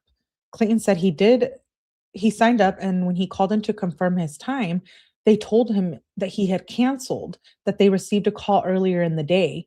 Clayton stated that he knew it was someone from her camp, so he quickly called the facility to get the test back on the books. Clayton said he scheduled a test with Ravgen for that day in his name. Clayton assumes that since the initial Ravgen test was scheduled in Laura's name, she was able to call and cancel his test. Detective Gonzalez asked Clayton if he ever talked to Michael Maricini. Clayton said that he had spoke extensively to both Greg and Michael, the other victims. Detective Gonzalez asked what Michael had told him. Clayton said that Michael gave his whole hard drive to the investigator. Clayton said that Michael ended up dating Laura and had more of a relationship with her. Greg had just had sex with her one night, so he was similar with Clayton with a one night stand. There it is. Oh, thank you, SI. I appreciate you. I shared your world on Hater World. Yeah, I love Hater World. Great channel. Thank you for doing that. What the hell? Yeah. So Laura Owens is like for SN, those that are just getting it, she's like a podcaster wannabe bachelorette girl. And she tried to set up 4 different men with fake pregnancies, and now she has trial in July. She has like 14 charges. That is just crazy. Oh, I was gonna say no one night stands. Okay, guys, no one night stands. No BJs either. Because we know you can get pregnant from a BJ, allegedly, according to Laura. We have learned a lot because of Laura's lies. Yo, I thought I knew having the babies if I don't hear back from you tonight. That's my whole point. How manipulative. Michael dated her. Okay, wait. Michael dated her and told Clayton that she had falsified medical records indicating that she had her ovaries removed because she has some type of ovarian cancer. Clayton said she has said this since those are not her records and that Greg hacked her email. Michael also mentions that she had twins. Laura claimed that Michael abused her. Oh no. These allegations like this will absolutely ruin a person's life. That's fucked up. Clayton told us that Laura did a TED Talk. This is where I wanted to get because we're about to watch that. It's like a 15-minute TED Talk. Clayton told us that Laura did a TED Talk discussing Michael and their relationship. I think that's the right one I'm watching. Detective Gonzalez asked if Michael dated Laura because she said she was pregnant. Clayton said his understanding is that they did try to date, but then he no longer wanted to be with her. When he tried to get out of the relationship, she claimed she was pregnant. Detective Gonzalez said he understands that Sarah, Laura's sister, only sent him one message. Clayton said that Laura's family are all accomplices. No. What you guys were saying in the chat was true. I know you guys wouldn't do me dirty, but her family is in on it. That's why her parents kept enabling her and allowing her to live in that home. Because if my daughter was doing shit like this, I'd be like, absolutely not. You're not faking a pregnancy, you psycho. I'm going to get you some help. If you guys missed the body cam, part 1, we just started this saga, but part 1 shows the body cam and her parents. I could tell in that body cam with the mom, like how the mom not babied her, but kind of. I think the mom also knew what Laura's capable of. They were so calm in that video. That's what I'm saying, Evie. They know. They know their own daughter. Laura's family are all accomplices. Sarah sent him a text, but he never responded to the message. He did speak with Laura's mother, and she's complicit in this. Laura and her mother have a podcast that they work together on. Laura is fueled by these scenarios and raps him to cast herself as the victim. Clayton said that Laura, quote unquote, threatened him, stating she was going to do a TED Talk and talk about what had happened between them. Clayton said he was on the phone with Laura's mother, and he told her that Laura said she would only have an abortion if he dates her. He told her that this is Laura's decision, but he didn't feel that she should base the decision on whether they're dating or not. Laura's mother responded by telling him that he got her pregnant. He should, quote unquote, step up to the plate. No. No, he's not stepping up to the plate. And maybe he should see how great Laura is. Clayton told her he doesn't want to date Laura. He has no interest. Clayton said her family knows that Laura does this because it started with Matt Mulvey. Clayton said her parents fund these habits and they pay for all her legal fees. Clayton told us that she didn't know if Sarah is. Clayton told us that he didn't know if Sarah is. This is the only one person, the one person in the family that's in New York, possibly to get away from all of this. Sarah's like, I don't want nothing to do with her. It's like Kenzie. It's like Kenzie and her sister backwards. Thank you, Beautifully Broken. I appreciate you. Welcome, new member, Stir Crazy Eddie, Miss Scorpio meets. And Winks. Yay! Winks has been here. So I like that when people get one and they're participating and present. Thank you, Beautifully Broken. I appreciate you, Babelet. Detective Gonzalez asked about the FBI call and if it's the one where Laura claimed she was drugged and raped. This bothers me. This bothers me a lot. A lot. Graping is not something to joke about. I'm very uncomfortable with it and I will pop off if someone does this, even in chats. It's disgusting. It's a serious thing and it happens more frequently than we can imagine. Even people on YouTube are victims of it and perpetrators of it, and it's just not something to lie about or joke about, really. It's absolutely foul. Yuck. Clayton said he thinks that's a different one. Laura did tell him she was drugged and assaulted and raped, and that's why she wasn't 100% sure that he was the one that got her pregnant. She hadn't had sex in a year and a half. She said the same things to Greg. She claimed that Greg and his lawyer were conspiring to assault her. She brought that to the judge in the last case. The police showed up to the lawyer's house to talk to him about that claim. I told Clayton that we would like to have the data that he'd collected on his computer and asked how much there is. Clayton said there's a lot. I told Clayton that we were all going to get as much of the information as we can to conduct a proper investigation. Clayton said that he has everything in a file on his laptop. Clayton explained a little bit about what he has in the files and said it's over 53 gigabytes, adding that it's a lot because he has 3 or 4 court hearings on it. We're going to watch those in order. Clayton said that she's going to do this again if she doesn't get prosecuted. She's going to feel invincible. This is what I was going to say. This is my concern. If they don't, I know, 𝗍𝗲𝗍𝗏. I know, you're right. 100% so disgusting to make a grape. Yeah, I don't like that. I don't like that at all. And she will do it again. I think she's waiting. She's waiting for this trial, for this plea deal. I heard she's getting a plea deal to happen so she can do it to another man. And I pray no other man is a victim of this. This is terrible. I can't imagine. She shows no signs of slowing down as this court case was going on. She was right back on Tinder. Clayton said she has no remorse and she's claiming that the judge is biased. Clayton then showed us a letter and he calls the extortion letter. Clayton said that tampering with the ultrasound was quote unquote a big one and that she perjured herself so much. He said she was in court with a pregnant belly in October or November, but she is now saying that she miscarried in July.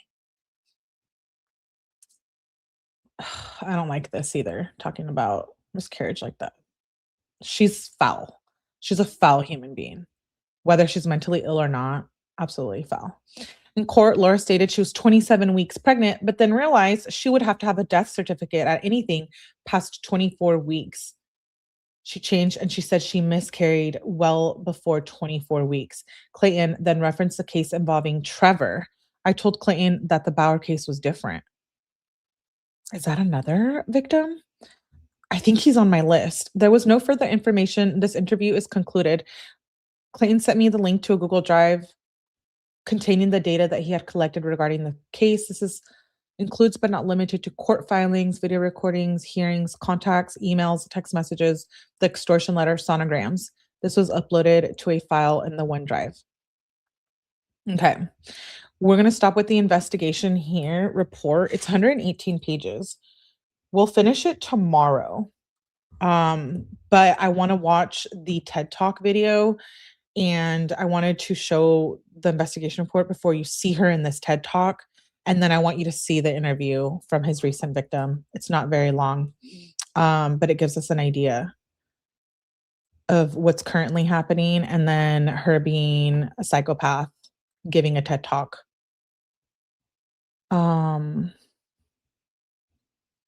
This one, I don't know if it actually involves the pregnancy thing. This is The Life-Saving Power of Kindness to Strangers by Laura Owens.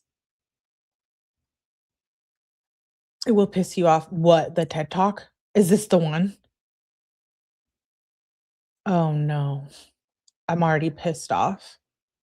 For them, for these men. Oof. And all the lies she said.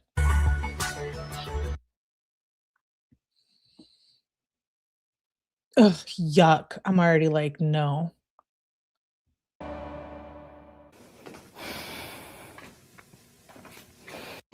December 30th, 2016. Okay, so you guys are saying this is the one about Mike. Okay.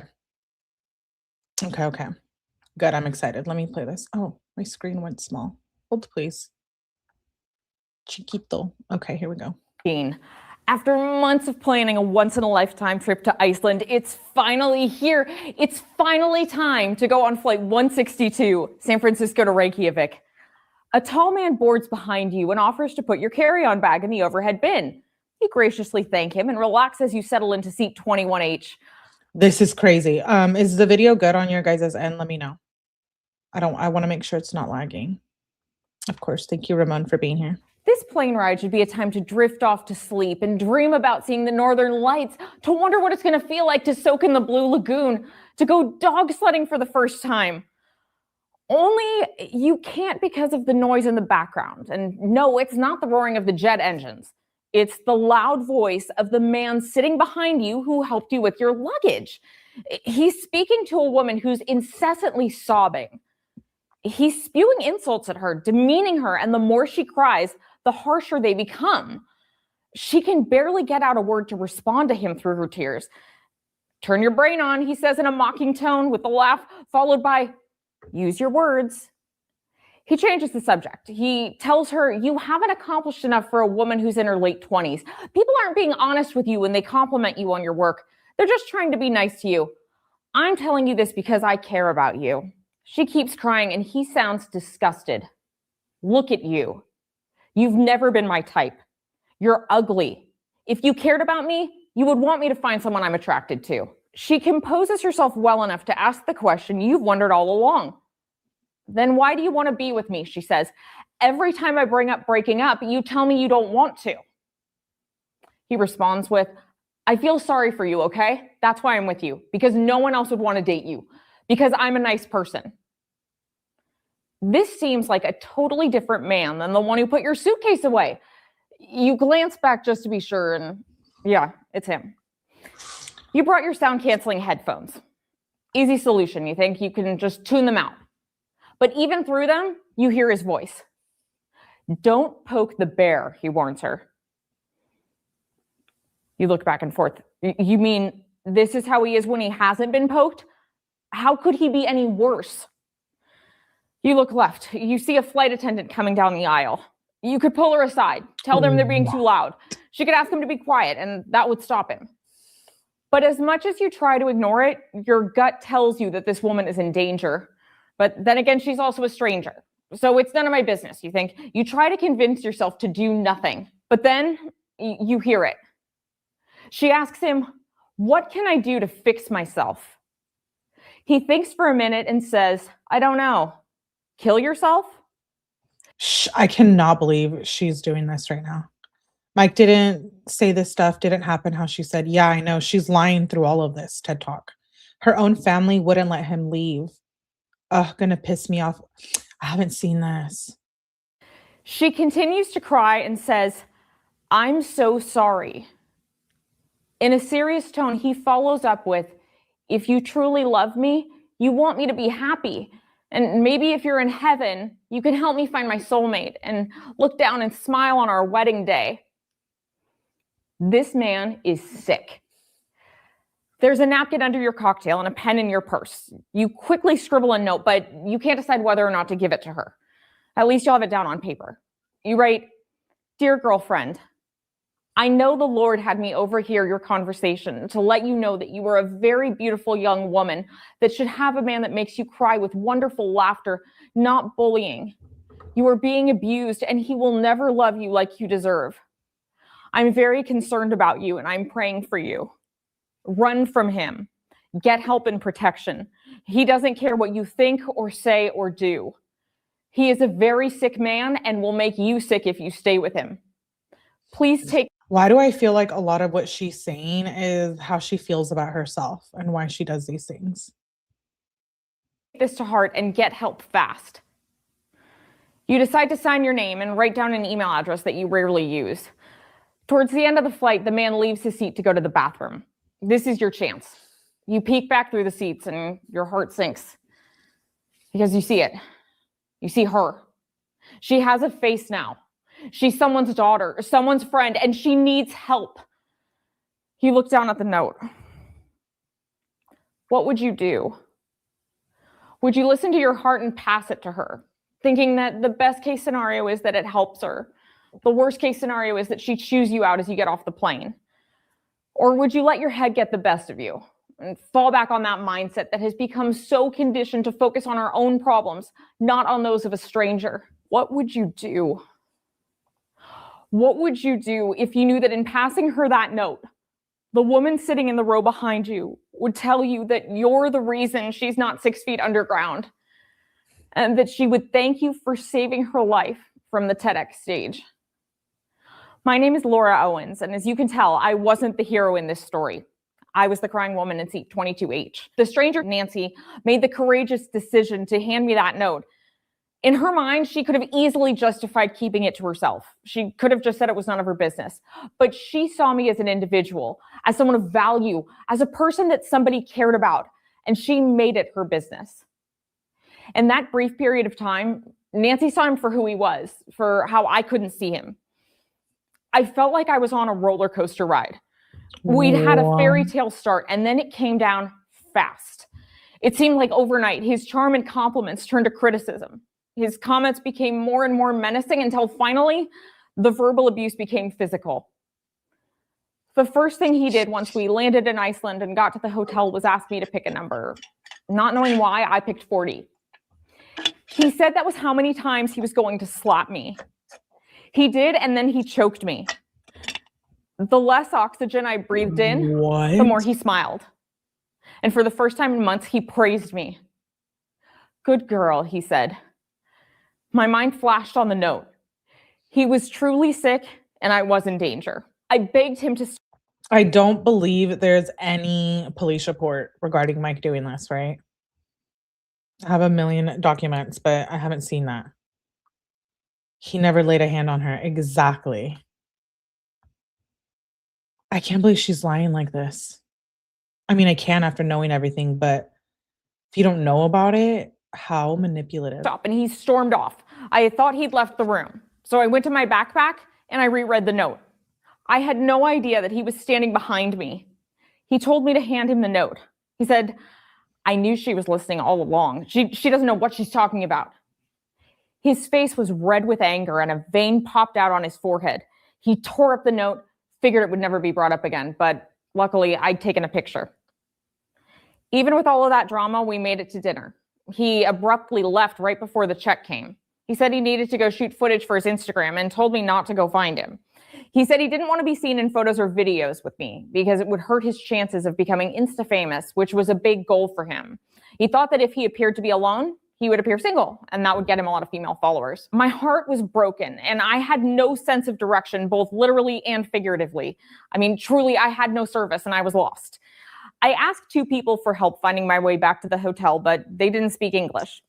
I stumbled around the streets of Reykjavik in the highest heels I owned, and in a sleeveless dress that was as inappropriate as you could get for the snowstorm I was in. The fireworks went off at midnight, and I could hear people in the distance cheering. I could feel their excitement about the idea of a new year, new hopes, new dreams, new goals. And then there was me, looking worse than ever after crying for the better part of 24 hours. I slipped into an alley. I was numb from the blanket of hopelessness and unworthiness I felt. The only wish I had for the year was to redo my life and become a different person, since my boyfriend had convinced me I was a failure and I couldn't fix myself, but that wasn't going to happen. The last thing I wanted to do was die, but he had convinced me that there wasn't a place for me on earth. I mean, she could have tried acting or something rather than faking pregnancies and ruining people's life. Her chicken soup was removed, but not this one. Yeah, I heard about that. We all wrote to TEDx to have this removed, and they wouldn't do it. Maybe they will once she has trial, or she takes a plea deal. He said that he didn't want to end our relationship, but I couldn't understand why he didn't want to when he treated me like he hated me. He said that I brought it out of him, that it was my fault, that he'd never been violent before. She does suck, but I mean, she's pretty good, obviously, like speaking in front of the camera like this. But she needs to be in a mental institution. Respectfully. Or he met me, that I was responsible for his transformation from the all-American boy to American Psycho. But the thing is that I had no idea what I'd done wrong. I was the same person I was when he met me. I was giving, I was kind, I was loyal, I was supportive. I looked the same. All of the qualities he said he liked so much about me hadn't changed. I was so confused and I felt so alone. I knew I couldn't tell my family and friends what had been going on. I didn't even think they would believe me. After our first date, I had proudly told them that I now believed in love at first sight. I told them that I thought he was the one, and after seeing us together, they agreed. Even when the relationship started to go south, he still acted like he adored me in public. He only abused me in private, and he had convinced me that I was the problem. But as much as I tried, I couldn't figure out what my problem was. As I sat in that alley, just lost in my thoughts, my mind flashed to that note from a stranger that I'd been handed on the plane. My fingers felt numb, but I was able to unlock my phone and open up the photos of it. For the first time in a long time, I felt like maybe I wasn't crazy. Maybe Nancy saw something in him that I didn't.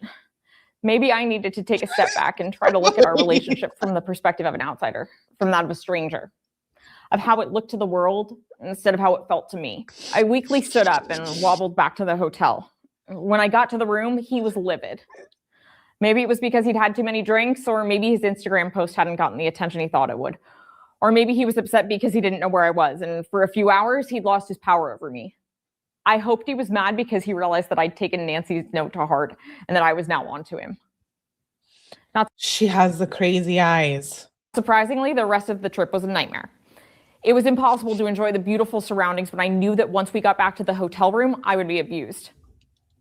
I thought constantly about Nancy's note, even after we left Iceland and got back to the United States. Every time he said or did something awful to me, I took it less and less personally. I was finally able to admit to myself that she was right. He was never going to love me like I deserved. I knew that after what he'd done to me, he could never be the one, but I didn't know how to leave. Towards the end of our relationship, he attempted to suffocate me. I remember exactly where I was when I felt almost all of my spirit, my soul, all of my fight dissipate. The feeling of his hand on top of a pillow, on top of my face, pressing all of his weight, more than twice mine, into me in an effort to silence me once and for all.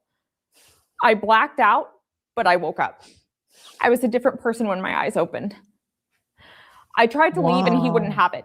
He was following me around my neighborhood. He was banging on my door at night, telling me that he knew I was home when I didn't answer the door. So I had to do something that I never thought I'd do. I called a DV group and I asked for help. Within minutes, I was connected with a wonderful woman on the phone, another kind stranger who said that I was safe. She said that she believed me and that I wasn't alone. She said that one day I wouldn't be embarrassed to call myself a domestic violence victim and that I would be proud to call myself a domestic violence survivor. That woman connected me with— This is sick. This is sick. Yeah, abuelita's like, I can't. More kind strangers who owed me nothing but played a huge part in saving my life.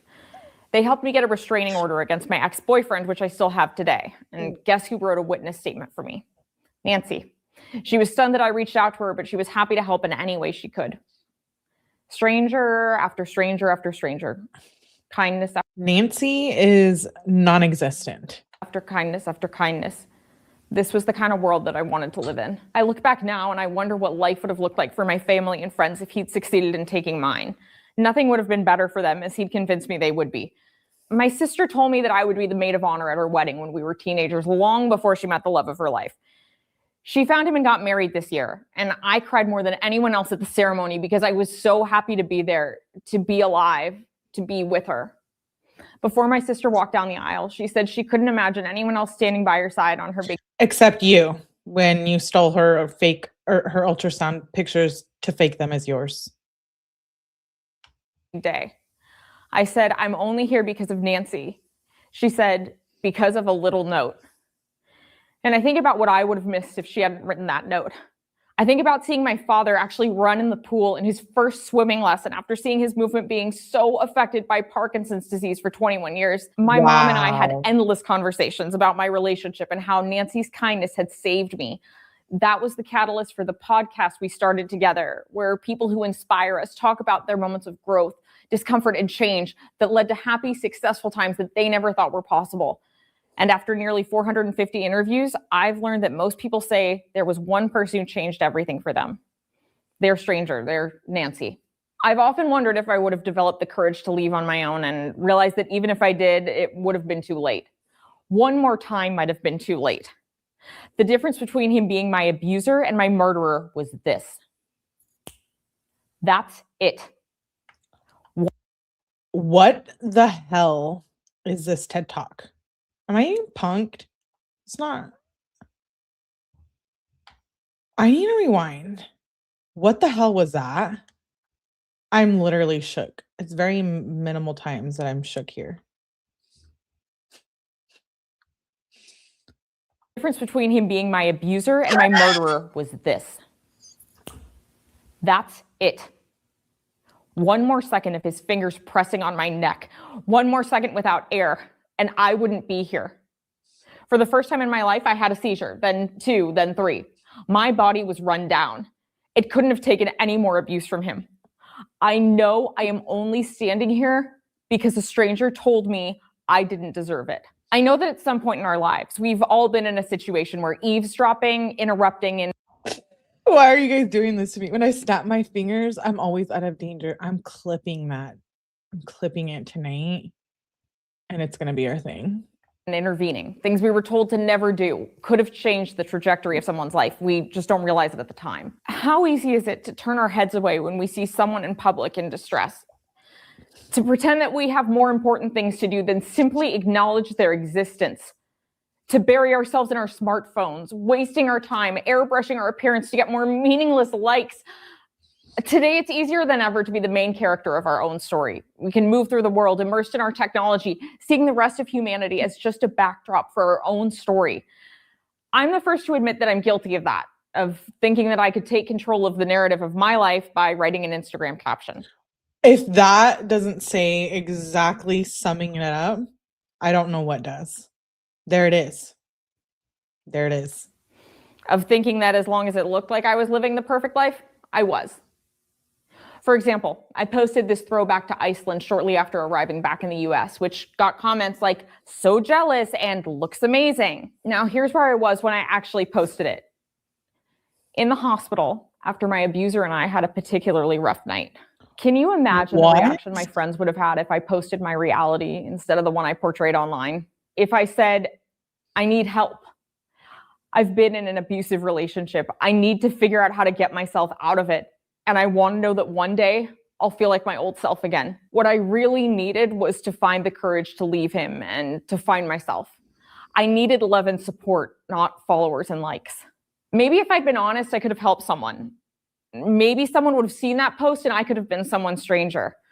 I wished I'd been more courageous like Nancy. So life ambled on, and I continued to portray myself as having it all together, as someone who had never experienced anything difficult in life before. For a long time, it seemed easy. Then one day it didn't. The most traumatic chapter. Yeah. As I just said, they're about to pop up and say April Fools. No, I really do feel. I'm a little shocked, you guys. This should be taken down. I agree. They need to take this down. She's tried to ruin 4 men. 5. Of my life was the most private. If I didn't tell the story for myself, I owed it to Nancy.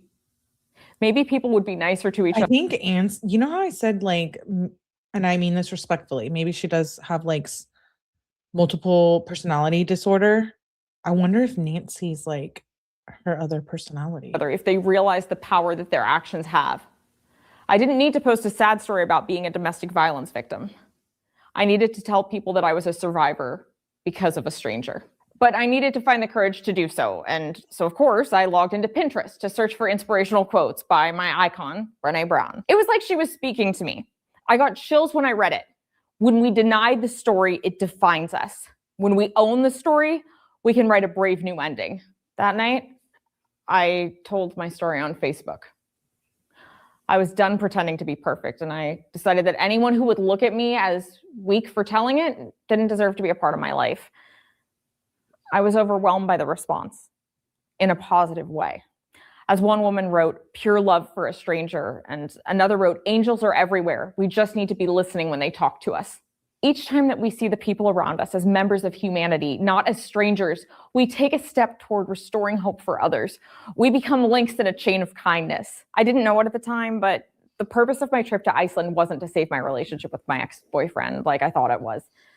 The purpose was to get Nancy's note and to share with you the life-saving power of kindness. Why else would I have been sitting behind her on flight 162 on December 30th? What if I'd picked the same flight? Why else would you have faked 12,000 pregnancies and abortions? Day before, the day after. I thought that the day of the flight was one of the loneliest in my life. but I was so wrong. It was the day that changed the entire trajectory of my life. It led to the most fulfilling, meaningful friendships based on vulnerability and kindness. It led to deeper relationships with people I love, and I've gotten to have experiences I never would have gotten to have if I'd stayed with him. All because of a brave note from a stranger. If you ever find yourself sitting in a chair like her, I hope you'll have the same courage she did, even if it's uncomfortable, to take a step outside your comfort zone and say something when your gut tells you something's off. It just might save a life, change a life, or begin a life anew. You might feel like you're crazy and it may be way out of your comfort zone, but maybe, just maybe, you'll help that person see the light at the end of the tunnel. Maybe you'll end up being the stranger they never knew they needed. Thank you.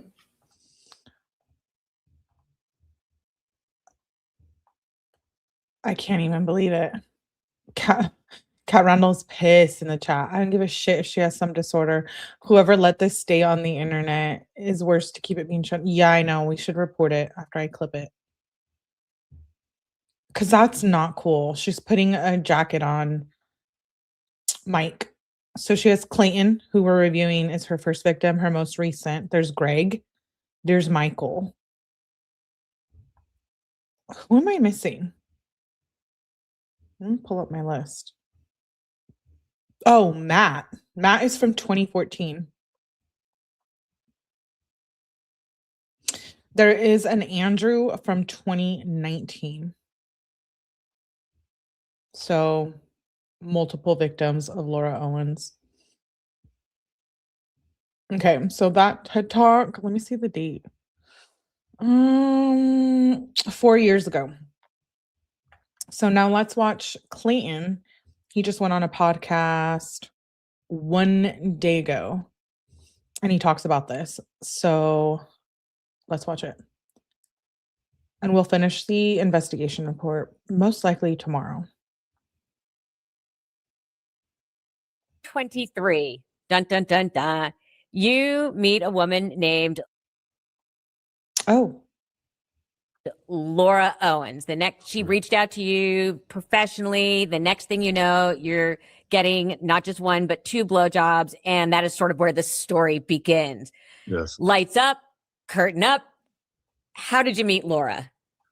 She reached out to me on LinkedIn. So this is Clayton, who was the most recent victim, and he's on The Bachelor. I've never watched The Bachelor, but like I said, he is on, was it Love Island? That's the one or was it Love is Blind? I know you guys corrected me last time, but there's a show, that's where I knew who he was. I never watched The Bachelor in my life. I was pretty naive because I just got my real estate license. And so she reached out, like, I'm looking to buy a house. And long story short, I thought, well, this makes sense. I just came off reality television. People are going to reach out to me. And so I'll have a lot of clients, like, from my time on TV. So I didn't think much of Thank you. I know I got him confused. It's perfect match. You're right. Thank you. Of it. It was very professional at first. And then, she was starting to flirt and I was still keeping professional until one night where I'd taken an edible and she sent me I guess it wasn't that provocative, but it was provocative enough for me to tell her to come over. So then she came over to the house. You already said what she did twice. Not 1, but 2. Kind of impressive. That's youth. Over the course, that's youth. It is over the course of like 5 hours. I won't give myself too much credit, but yeah. So then that happened, and then fast forward like 11 days later, she's claiming she's pregnant. Right. So she told you she was pregnant. So it's only 11 days. So you had not a lot of contact with her in between. Actually had quite a bit because we went and saw homes the next day. Poor timing, but that's when awkward. Well, and it wasn't too bad for me other than I just wanted to tell her, like, hey, look, what happened last night can't happen again. That was a mistake on my part. I crossed the professional boundary. If you're uncomfortable, moving forward, I can pass you off to another realtor. She said, no, I want to work with you. And so I said, okay, cool. Let's just keep it professional from here on out. Well, she didn't really want that. She kept saying, hey, like, why don't we give this a try? I think we have a lot in common. We could date. She started to become pushy with it. I said, no, I don't want to date you. And finally, I just said, like, hey, no means no. And that's when from there, she kept texting me. I said, I blocked her. And after I blocked her, I got that initial email 11 days later. So, I mean, This is who the investigation who we were just reading about. Yeah, they definitely look similar. She picks out her prey. All these guys went through a lot. I know. That's why I'm outraged and hope she does jail time. there was an initial email yes. saying she's pregnant. Yes. Yes. What was your reaction? I sent back some kind of like smart ass comment. Just like, go away. You're being ridiculous. There's no way. We never had sex. So just stop. Like, you're embarrassing yourself. I said something along those lines, but that was ineffective. She then started to just send rounds of emails, and then I would get text messages from different numbers. I'd block them, and then I would get text messages from other numbers, and it was like 13 phone numbers total. She just kept creating new phone numbers, and then the emails after I blocked her, she kept sending them, and I was reading them to see like what she was, game planning against me. And she had mail trackers on, which I had no idea. So every time I read them, she would know that I saw it. She'd send another one. So it just became this, constant barrage of messages until she had a tracker on his phone. I got a restraining order against her. Okay, and we're going to get to the restraining order because this is a hell of a story. Yeah. Right. So Laura on the outside seems like she comes from like a good normal family. She was in the equestrian world. I'm not going to go down that rabbit hole because it's the world I come from, and there's all sorts of crazy stories from her day. I'm dying with SS comment. Wait, is she pregnant from being a mamona? I'm cracking up. Yes, it's true. It's true. It's not on his phone, his email. A tracker on his emails. I can't believe it. Okay. But she presents with respectability, which is, but then again, in general, most people seem normal and suddenly they're boiling a bunny, which is what happened to you. Yeah. So at one point, Laura reaches out to you and says, I'll have an abortion if you promise to date me. Mm-hmm. Yeah, even I would be speechless. What I can't imagine going, what? Yeah, I mean, I was constantly scratching my head with everything she said. But that was mind-blowing to me for her to state that. Then actually initiate a dating contract where she put it in writing. If you date me, then I'll have an abortion. If you don't, I'm having the child. Then it became children over time. But it was a lot. Obviously, I'm like, this is a weird scenario. Wow. Like, you should really that dawned on you. Yeah, I was like, well, I told her, I explained it. I was like, maybe I just need to explain this to you. Like, yeah, you shouldn't. it's the opposite of what a normal female would be doing. Like, I'll have an abortion if you just date me. Most females are like, I'm not doing that. Date me or not, like, I'm having my baby. You know what I mean? Base whether you have an abortion on whether or not somebody likes you. You should base it on whether or not you want to have a child. Like, that's just should be a separate issue. I then talked to her mom on the phone and wait, how did you get to her mom? Well, because I wanted to talk to a voice of reason. So I figured, hey, parents will talk some sense into their kids. So I asked her if I could talk to her mother. Because I was still like, she was sending me messages and I was still engaging every so often. I mean, I was like being very, very like brief, but then I was like, you know what, this is going too far. Let me talk to her mom, who's probably not aware of what's going on and is going to go like, what, honey, what are you doing? Like, no, this is so wrong. So I'm like, let me talk to her mom because she keeps bringing up her mom here and there. So I get on the phone with her mom, and apple doesn't fall far from the tree, as I found out. She basically said, well, if you gave my daughter a chance, you'd find out she's an incredible woman, and I'm disappointed that you won't step up to the plate and give her a chance because she's pregnant with your child. So after I explained that, well, I don't want to be with your daughter. Like, don't you want your daughter to be with somebody who actually cares about her, not just be with some guy who doesn't want anything to do with her? Again, she kind of like guilted me, and I said, you know what, forget it. Which part of Well, as we read in the investigation report right now, yeah, I think her mom is a little off, in my opinion, allegedly.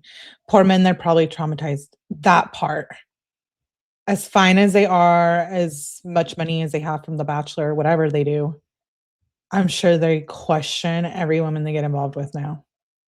Or at least get BJs from. Because she claims she got pregnant from a BJ. you guys never had sex was unclear. I mean, clearly you went to biology class or health class in high school because that's where they teach you these things. Did she ditch those days? When you're talking to her mother, how do you say, we never had sex? Yeah. Yeah. Well, I mean, again, yes, I know how a baby is made. Nonetheless, after the second time that she performed oral, and I don't know how descriptive I can be, but she No, basically, as descriptive as you want. yeah. Okay. Oh. Did I say I? I mean, she Oh. performed oral. The second Well, time, excuse me, I hope you weren't that selfish. I was up. I love her. I love her for saying that. What was that night? I'm giving up too much information, but the second time she performed oral, she ran to the bathroom right afterwards. So I thought there was a transfer method that might have occurred in the bathroom. That's why I was like, because she sent me a positive pregnancy test and a doctor, sheet. She was sitting at the doctor and it said, that she tested positive for was it 𝗏𝐶G? Yeah. So I was like, okay, well, she must have trapped me. Okay, wait, stop. Do you not have a sister or a girlfriend that can say to you, no, it doesn't work like that. You don't get the turkey baster. Yeah, my sister was ChatGPT. I went to ChatGPT and I said, is this possible if somebody ran to the bathroom, spit it in their hand, had a syringe or something, pushed it up them, and ChatGPT said there's a small percentage chance if they transfer it fast enough, the saliva would not kill the sperm. And that's all I needed was like... Well, yeah, facts. Or if they decide not to have it, why would they go back with someone you're having an abortion from? She's a weirdo, to say the least. It's so weird. Just a little bit of a possibility that she might have actually had done it. So unfortunately, with the amount of info she sent to me, it was hard for me to go, well, it's kind of convincing. She's got these positive tests. She's at the doctor's office. These positive pregnancy tests. I end up having her take a pregnancy test in front of me. It popped positive. So I'm like, look, a lot of stuff here is showing like she's passing these initial tests. So something is up. So you offered to take a paternity test and to take responsibility, but she sort of kept kicking the can down the road. No, you don't need to do it. Oh, she doesn't show up. Like, how long did that go on for where you're saying, hey, let me do this, and she's dodging it? Yeah. Well, again, since I don't have sisters or any current like close girlfriends in my life, I was just going to Google to figure out timelines. So look, I don't have anybody else, and my mom didn't want to talk about this stuff. Okay, next time you call me. Okay, well, in the future, let's hope I don't have to do this again. Yeah, I'll be like, dude, come on. I'll be like, hey, Mel, we got another one. Exactly. Day 4 right now. She hasn't quite yet told me she's pregnant yet, but we're on the way there. Yeah. It has 7 days until she says she Pinche Joker says hawk to is. She told me there was like 9 weeks minimum was when we could do the paternity testing. So really, I mean, I just kind of was like, all right, well, until then, like, let's do the ultrasound. I want to see you do an ultrasound, but I don't want to be there in person, but you can FaceTime me, which you can do. Like, was an ultrasound in like 4 weeks? I don't know. They can see the fluttering of the heartbeat. Okay, see, I know some stuff now. There you go. Some silver lining. I found out my future wife will be happy that I know timelines. I was like, okay, 4 weeks. So like, let's just do the ultrasound. And she was basically started dodging that right away. It was, I don't feel safe like with you. I'm afraid you might harm me. So she started saying she was threatened by my presence. So she wasn't going to tell me when she was doing it. So there was she's threatened by your presence, but she wants to be your girlfriend. Then she wants to hang out again. Yes. Yeah. It didn't match up, but ultimately she's like, you know what? I don't have to prove anything. I'll just have the baby and that'll be that. In the meantime, she serves me papers. So please show up to my, at the time, apartment complex. I step out of the elevator with my neighbor. Boom, police are right there. They hand me papers. My neighbor's thinking I'm some criminal. Now, what are the papers? They were paternity papers. Oh, even though you offered to take the test and she kept not having you take the test. Yeah. She just decided to go submit to the court that I was the father. And it was, the documents basically said what holidays I'll take the children versus her, which was funny. It was all the holidays where like you would be out partying and potentially meeting somebody like a New Year's Eve or like a 4th of July. She made me have these children. But whenever it was like family oriented, Christmas, Thanksgiving, that's when I was going to be having, like, I was going to have those holidays available. So, and then the due date she chose was February 14th, ironically. We are going to go through this petition that you got or whatever document, the paternity document. I mean, again, these are so ridiculous, but yeah, like she sends these papers my way, and once you're served, you have to respond. Otherwise, they'll submit a default judgment. Because I was about to throw away the papers, and then I found out, via another Google search that if I did that, they could submit a default judgment. So I was like, I have to show up to court. So I showed up to court, told the judge, like, hey. He's like, why are you disputing this? I said, because there's no children. He goes, oh, you mean they weren't born yet? I said, no, there's no children. She's making it all up. He's like, are you messing with me? I said, no, I swear to you. He's like, okay. He's kind of confused. And he's like, I'm going to push this up to court for, further, I guess, whatever, further conferences. So, yeah. This turns into like Law and Order on steroids. It's like there's something lurking around every single corner.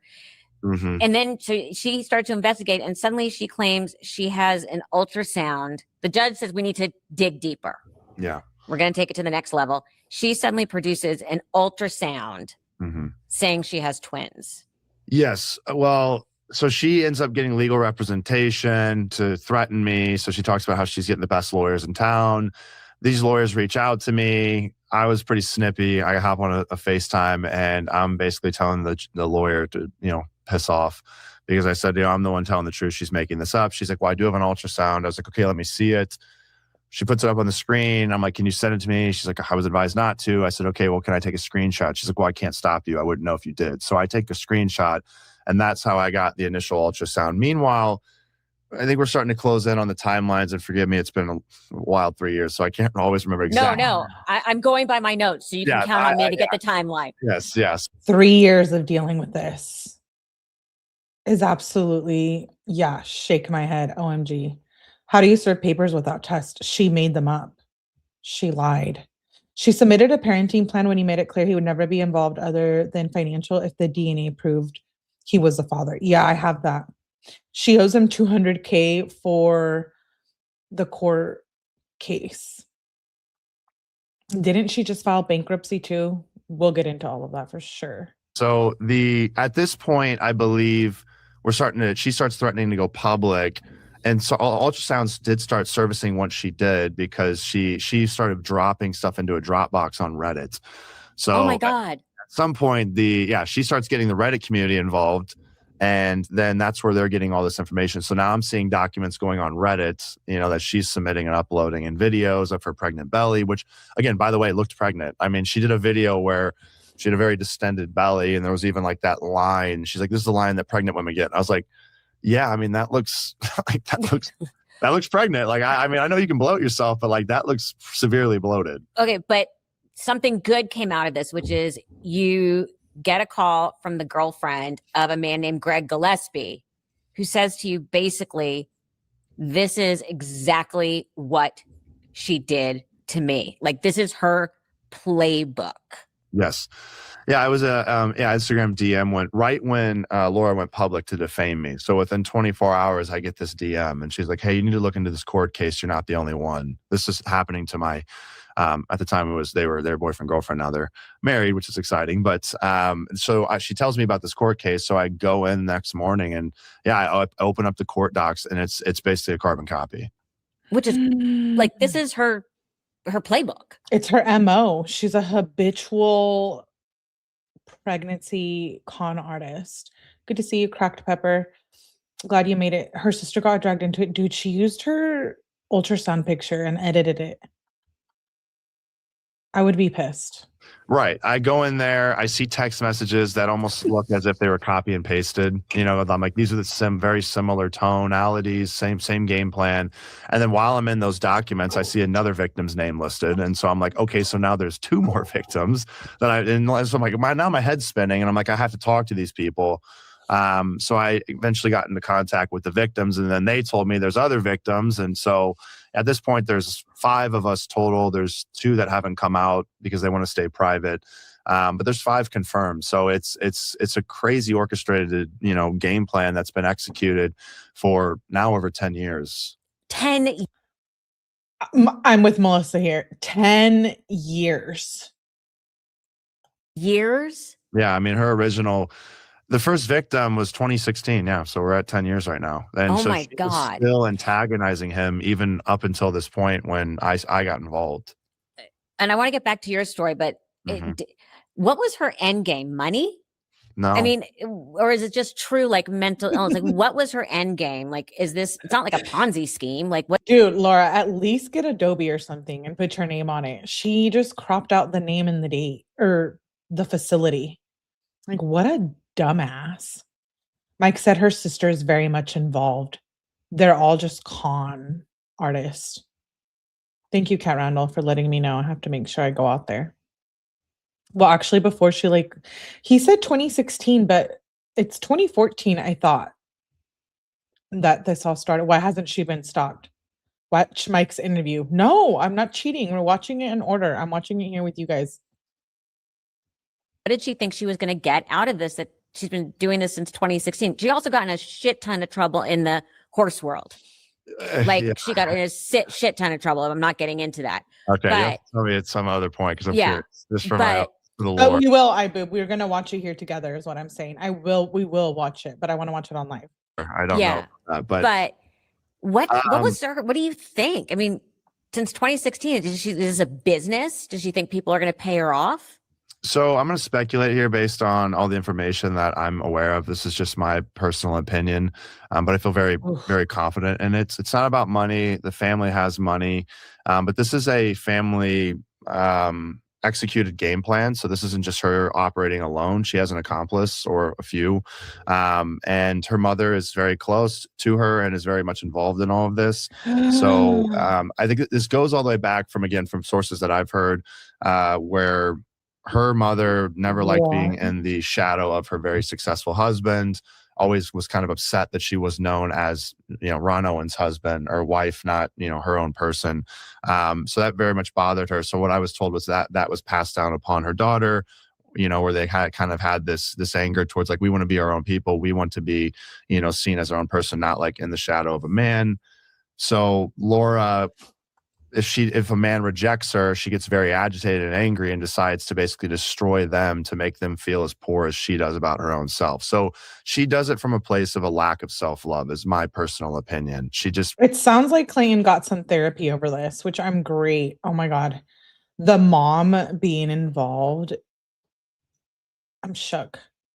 She's the mom. Yeah, I said that. I said, how could they not know who she is? By the way, my mom would never. She would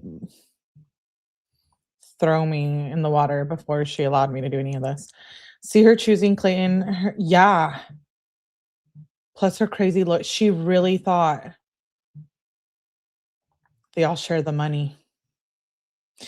Listen, we covered 𝗠𝗲𝗺𝗲𝗃 here. If you guys aren't into the 𝗠𝗲𝗺𝗃, there's a plethora of playlists.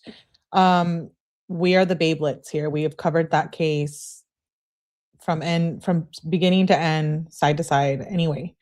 And we thought crazy was 𝗠𝗲𝗃. Exactly, Emily. You guys gonna think 𝗠𝗲𝗃 is normal after you dive into this long loon bird rabbit hole and never ends and is still going on. I know. 𝗠𝗲𝗃, JLR, and Laura Owens need to all be besties. Wants to destroy men, not for their money, just because she doesn't have self-love. So she's like, if you're not going to love me, then I'm going to make you feel as poorly as I do. Wow. That is a very deep analysis. Yeah. And you're probably right. So let's go back to, you go back to court and she's put out this ultrasound, shows twins, and you go back to court and miraculously she has had a miscarriage. Is that correct? Yeah, well, and how that came about was I lawyered up after representing myself once in court. And not a good idea. Again, not good. You know what it was? We talked about Law and Order. I watched so many SVU episodes growing up that I figured I could handle it. You got this. Yeah, I watched so much Forensic Files and stuff like that. I could absolutely crime scene analysis. I was like, Clayton, tuck your shirt in, all black fit, wear the glasses, bring a briefcase. You're going to win this thing. All right. Yeah. You're going to look professional. Wasn't the case, but I got representation. And so I asked my lawyer, I said, look, I think she's just going to eventually claim miscarriage or something. And I don't want that to happen because then this just dies off. And, some people will be like, we're not really certain what happened. Was it true? Was it not true? I was like, I want a clear answer that people will know for an eternity that I was the innocent party here and that she made this whole thing up. So can we have her prove pregnancy? He said, yes. I said, great, let's go ahead and do that. So we filed documents to do so. Then as we're in this discussion, that's when we realize, like, wait, she's already too far along. At this point in the state of Arizona, if she has a miscarriage now, she has to provide a death certificate. So Yeah. now then we. But wait, and you have not taken a paternity test during any of this? No, I ended up taking a paternity test, and the results came back both times little to no fetal DNA. So but when she finally, she went public. I then went on my social media and was like, look, I'm going to have my little Jerry Springer moment. Like, I'm going to let you guys all stick around and watch this shit show. And So she had HCG because she was buying injections to inject herself, but she had no fetal. Want to take a paternity test. She won't take it. So then she's on Reddit like, yes, I will. So I was like, okay, cool, guys. I signed up for my part of the session. Now she needs to sign up for hers.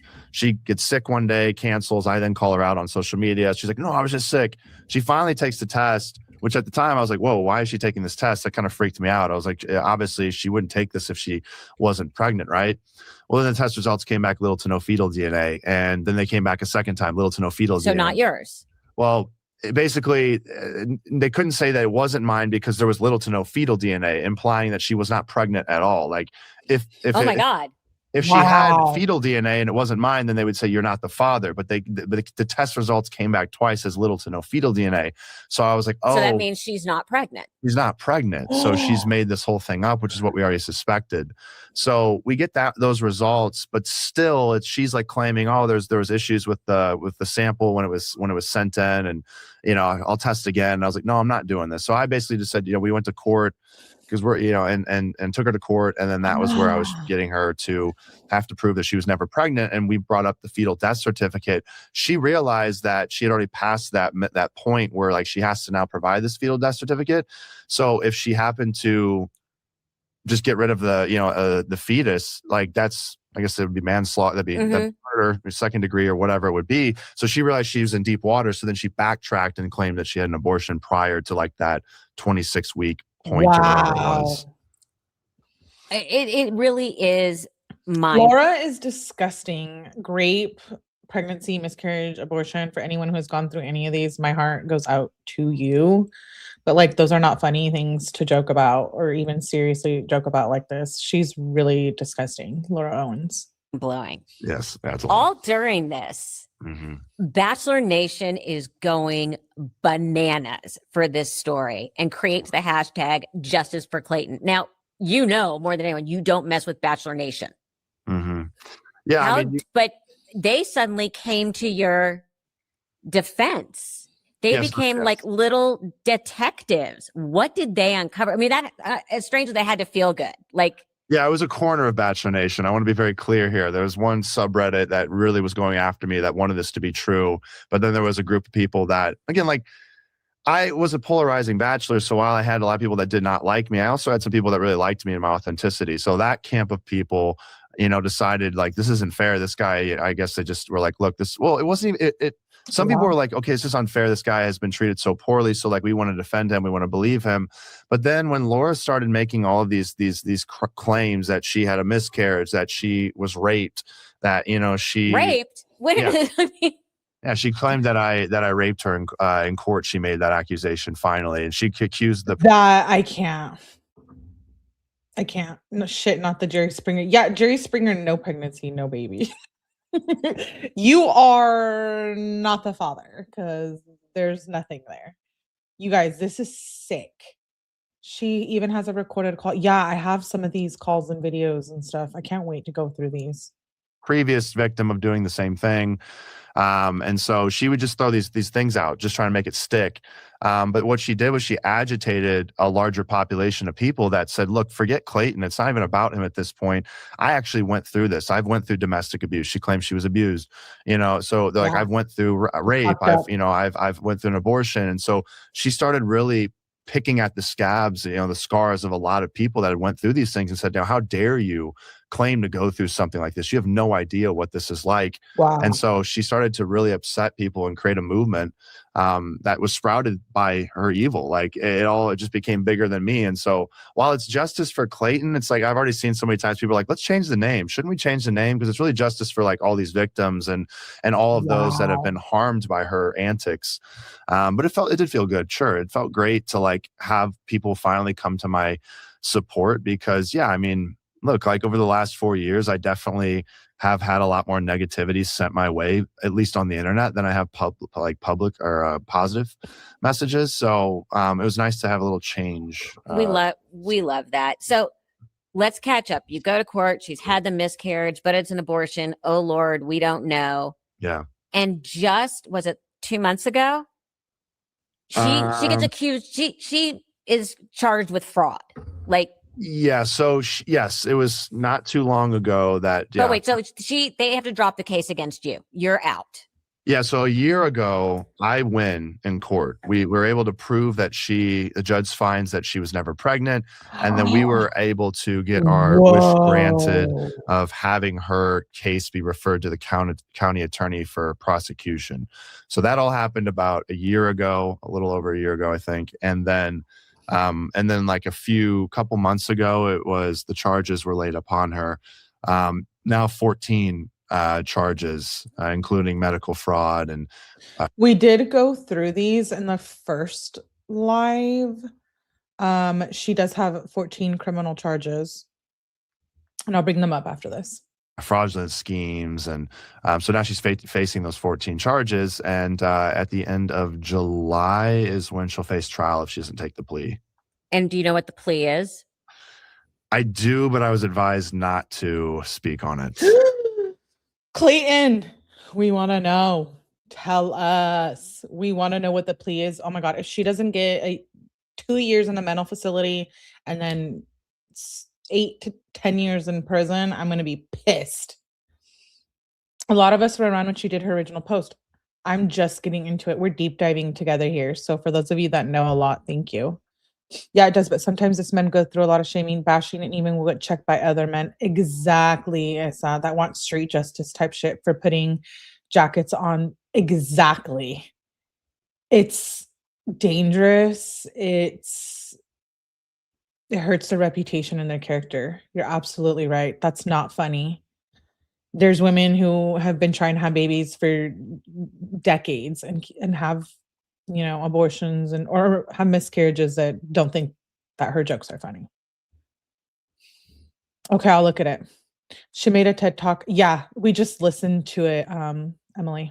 Oh. Do you just go, at what point did you just say to yourself, like, is this really happening to me? Yeah. It had to be very surreal. Yeah. And especially when all these other men came out going, I mean, I think she should be in prison for a long time, but the system and blah, blah, blah, blah, blah, blah. Well, I guess it depends what state. So this is Arizona. Wow. Like I've been victimized by like a serial crazy person. Yeah. Wow. I don't know what to call her. Yeah, I mean, she's unfortunately, she has a lot to work through to find her own self-love, and she's got just these really twisted ways about going about life. And yeah, I mean, absolutely, I've felt really over the last 4 to 5 years of my life like nothing has really felt like it feels like a dream very often because I went from living a normal life to not living one, and it just seems like it never goes back to normal. That being said, it's become bigger than me, and to hear the previous victims say this is the first time they've had hope in a long while that justice will be served, it makes it worth it. And you realize, like I joked with my mom, I said, Mom, it's just there was good that came from this. Like there's always, even 2 blowjobs can bring goodness. And she's like, please do not try to justify you doing what you do. And I was like, Mom, but Mom, seriously, I mean, if I never took those blowjobs, like we wouldn't have justice with previous victims. You are out of your fucking mind. My mom hates when I mean, there's 3 boys, no girls in our family. So my mom's used to this kind of stuff. So she's like, whatever, shakes her head. Yeah, I'm a boy mom. I only have one, but I understand being a boy mom very much. Out of curiosity, are you dating right now? No. He's like, I'm gonna say no because that girl is gonna come after that person I'm dating. Because but I say, what date do you bring this up on? Third? I think it's right usually right away, just because like I mean, right now with this podcast being out, it's just like come back into like it's right in the middle of my life again, right? So like I would compartmentalize all this and push it in a box, and it would usually come up. Like I go pretty deep pretty quickly. Like I don't like the superficial surface level conversations. I don't really care about what somebody's hobby is unless or their work unless they really love it. Unless they really love it. But a lot of times people are like, this is what I just do to make money. It's like, all right, well, no, we're going to have to completely redo your rap. Seriously. Like, you know, I go through this with guy friends of mine all the time who are like newly divorced. Like, no, this isn't working. Too much too soon. Well, I mean, look, you have to feign interest. No. I just want to know what the hardwiring of somebody is. Like, I want to know, like, I want to go deep right away. It's like, unless you really love your job, we'll talk about it. But if you just like, oh, I just do that to make money, it's like, well, then why are we going to talk about something that you don't even enjoy? I didn't mean to say hobbies. Hobbies obviously everybody loves. It's like you're doing them because you love them. Like, but I just like to dive into like getting to know like who somebody is and why they became who they became. You know, talk to me about like your upbringing. Let me because I'm trying to connect dots into like understanding. Like, I just love psychology. So, anyways, He's like, I want to make sure you're not a crazy bitch. He said, well, you weren't so good on seeing the red flags with Laura. No, I've learned a lot. Right. Like, no, I also grew up in a household of boys. We didn't really talk about emotional intelligence. So like for me, it's, or we didn't develop it rather. So I've been really learning a lot in these last few years in that realm to help myself, to protect myself. That being said, like I'm just not actively searching right now. I'm on a career trajectory where I'm just really focused on making my money and setting myself up so that when I do find somebody that I can bring everything to the table. I feel like there's still some areas of my life where I can improve upon. So I'm like, hey, look, I don't want to bring somebody in until I feel whole in some essence. But that being said, like this hasn't really impacted my dating life that much because this is just one woman. This hasn't like scorned me with women. I say plenty of times, I said, if there was ever a planet where there was no women, take me off of it. I don't want to be on it. I love women, still love women. They're great. They keep life exciting, fresh. This is one woman. This doesn't, change my opinion on women as a whole. It's just one outlier. So, well, I love that. I love that for him. I'm just excited that you're doing this and my prayers were answered. You're going to lose your biscuits. They're already lost. I'm searching for my biscuits. Okay, let's go over her charges before I end this live. We will continue. I want to finish the investigation report. I don't think I can even wait until tomorrow, but I will schedule a live. We are covering JLR, and I have been wanting to go through a 𝗠𝗲𝗹𝗆𝗆 live, so I'm going to try to squeeze all of those in tomorrow. These are her charges: fraudulent schemes and artifices, a class 2 felony; forgery, perjury, tampering with physical evidence, a class 6 felony; perjury, fraudulent schemes, a class 2; taking the identity of another; forgery, another class 4. Wait, did Charity do forgery? Oh yeah, Charity had a forgery one. A class 4 felony; theft by extortion, accused of crime; forgery, taking the identity of another. She's looking at 14 counts. The complete opposite of JLR. Yeah. We've been covering JLR. We've been covering 𝗠𝗲𝗃. Go back and watch. Finish the interview, you mean? Oh, you watch it like every week. Okay. Clayton is funny and humble. Yeah, no. I liked him when I saw him on Perfect Match. There's so much, you guys. There's thousands of videos and everything. We're going to go through like everything. I'm hooked now, and now I can't stop. Can't stop me. Can't stop. I can't be stopped. I'm into, oh wait, I wanted to show this. Yikes. Maricopa County Sheriff's Office. Girl. No, thank you. Anyways, with that being said, get ready for all my emails. Okay, send them. I'm very OCD, so I need to start from the beginning and to the end. I can't do one case, and that's why I always have like 3 lives during the day, because we cover so much here. And we're also going to get into a really old case, but a really good one. I know we've been covering not Jody. Like the Johnny and Depp Amber Heard, it was hella crazy remembering the court interrogations. Yeah. Yeah, send me whatever you have, Stir, other than what's on that website, because I have that. Go back and watch. I will. That interview is on Melissa Rivers' channel, which I didn't even know she had. So I can appreciate that.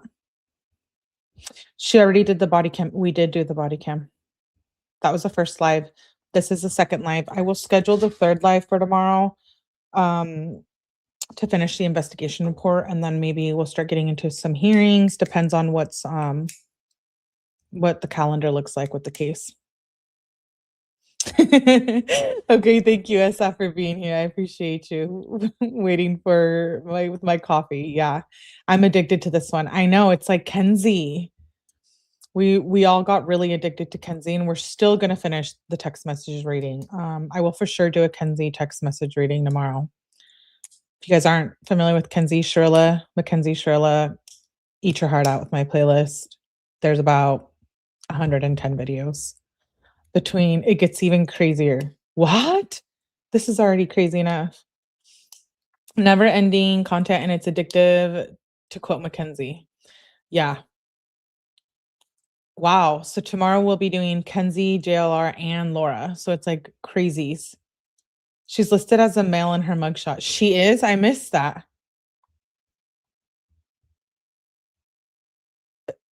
Oh my gosh. You're right. Let me share this though. Oh my gosh, I'm laughing. Why is she listed as a male? Yeah, age 35, sex male, 5'4", 90 pounds. She weighed 90 pounds. This is 5/27/2005 booking. Arrest agency, Arizona. Why is she listed as a man? Was that an accident, or are they trying to tell us something? Yeah, thank you guys all for being here. Please make sure I died when we saw that. That's hilarious. I'm gonna have to call and be like, do you know back in 2025 on Laura Owens, you have her as a man? Gosh, those bug eyes. They're them crazy eyes. Dang it, Melly. Now I'll never get any work done because I'm gonna be hooked on this. Yeah, I know. I'm already hooked on it. I am. Please, please, please tap the like button on the way out. I will see you guys either in chats later. I don't know that I'll be back live tonight, but I will see you guys in chats, I'm sure. If not, keep your eye out we have a JLR book reading tomorrow, 𝗠𝗲𝗃 text reading tomorrow, and we'll probably finish some of this investigation report from the police department. Welcome to the cult. I am officially in the Laura Owens saga cult. What if it is a man? That's what I was saying. Thank you guys for being here. And shout out to all of you for supporting and Beautifully Broken for gifting. Tap that like button on your way out. Peep the playlist. There's a lot. I know. I have like 500 and something videos. I swear they're all worth it. Ashley Case, Bocanegra, 𝗠𝗲𝗃𝗃, Kelsey Fitzsimmons.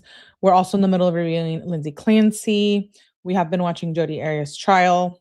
I will be starting a new case as well, an older one. We're going to go through Laura, JLR as the news comes, and then 𝗠𝗲𝗃 is a little bit just to take our minds off everything. Yeah, thank you guys for being here. I will catch you guys on the next live. Bye.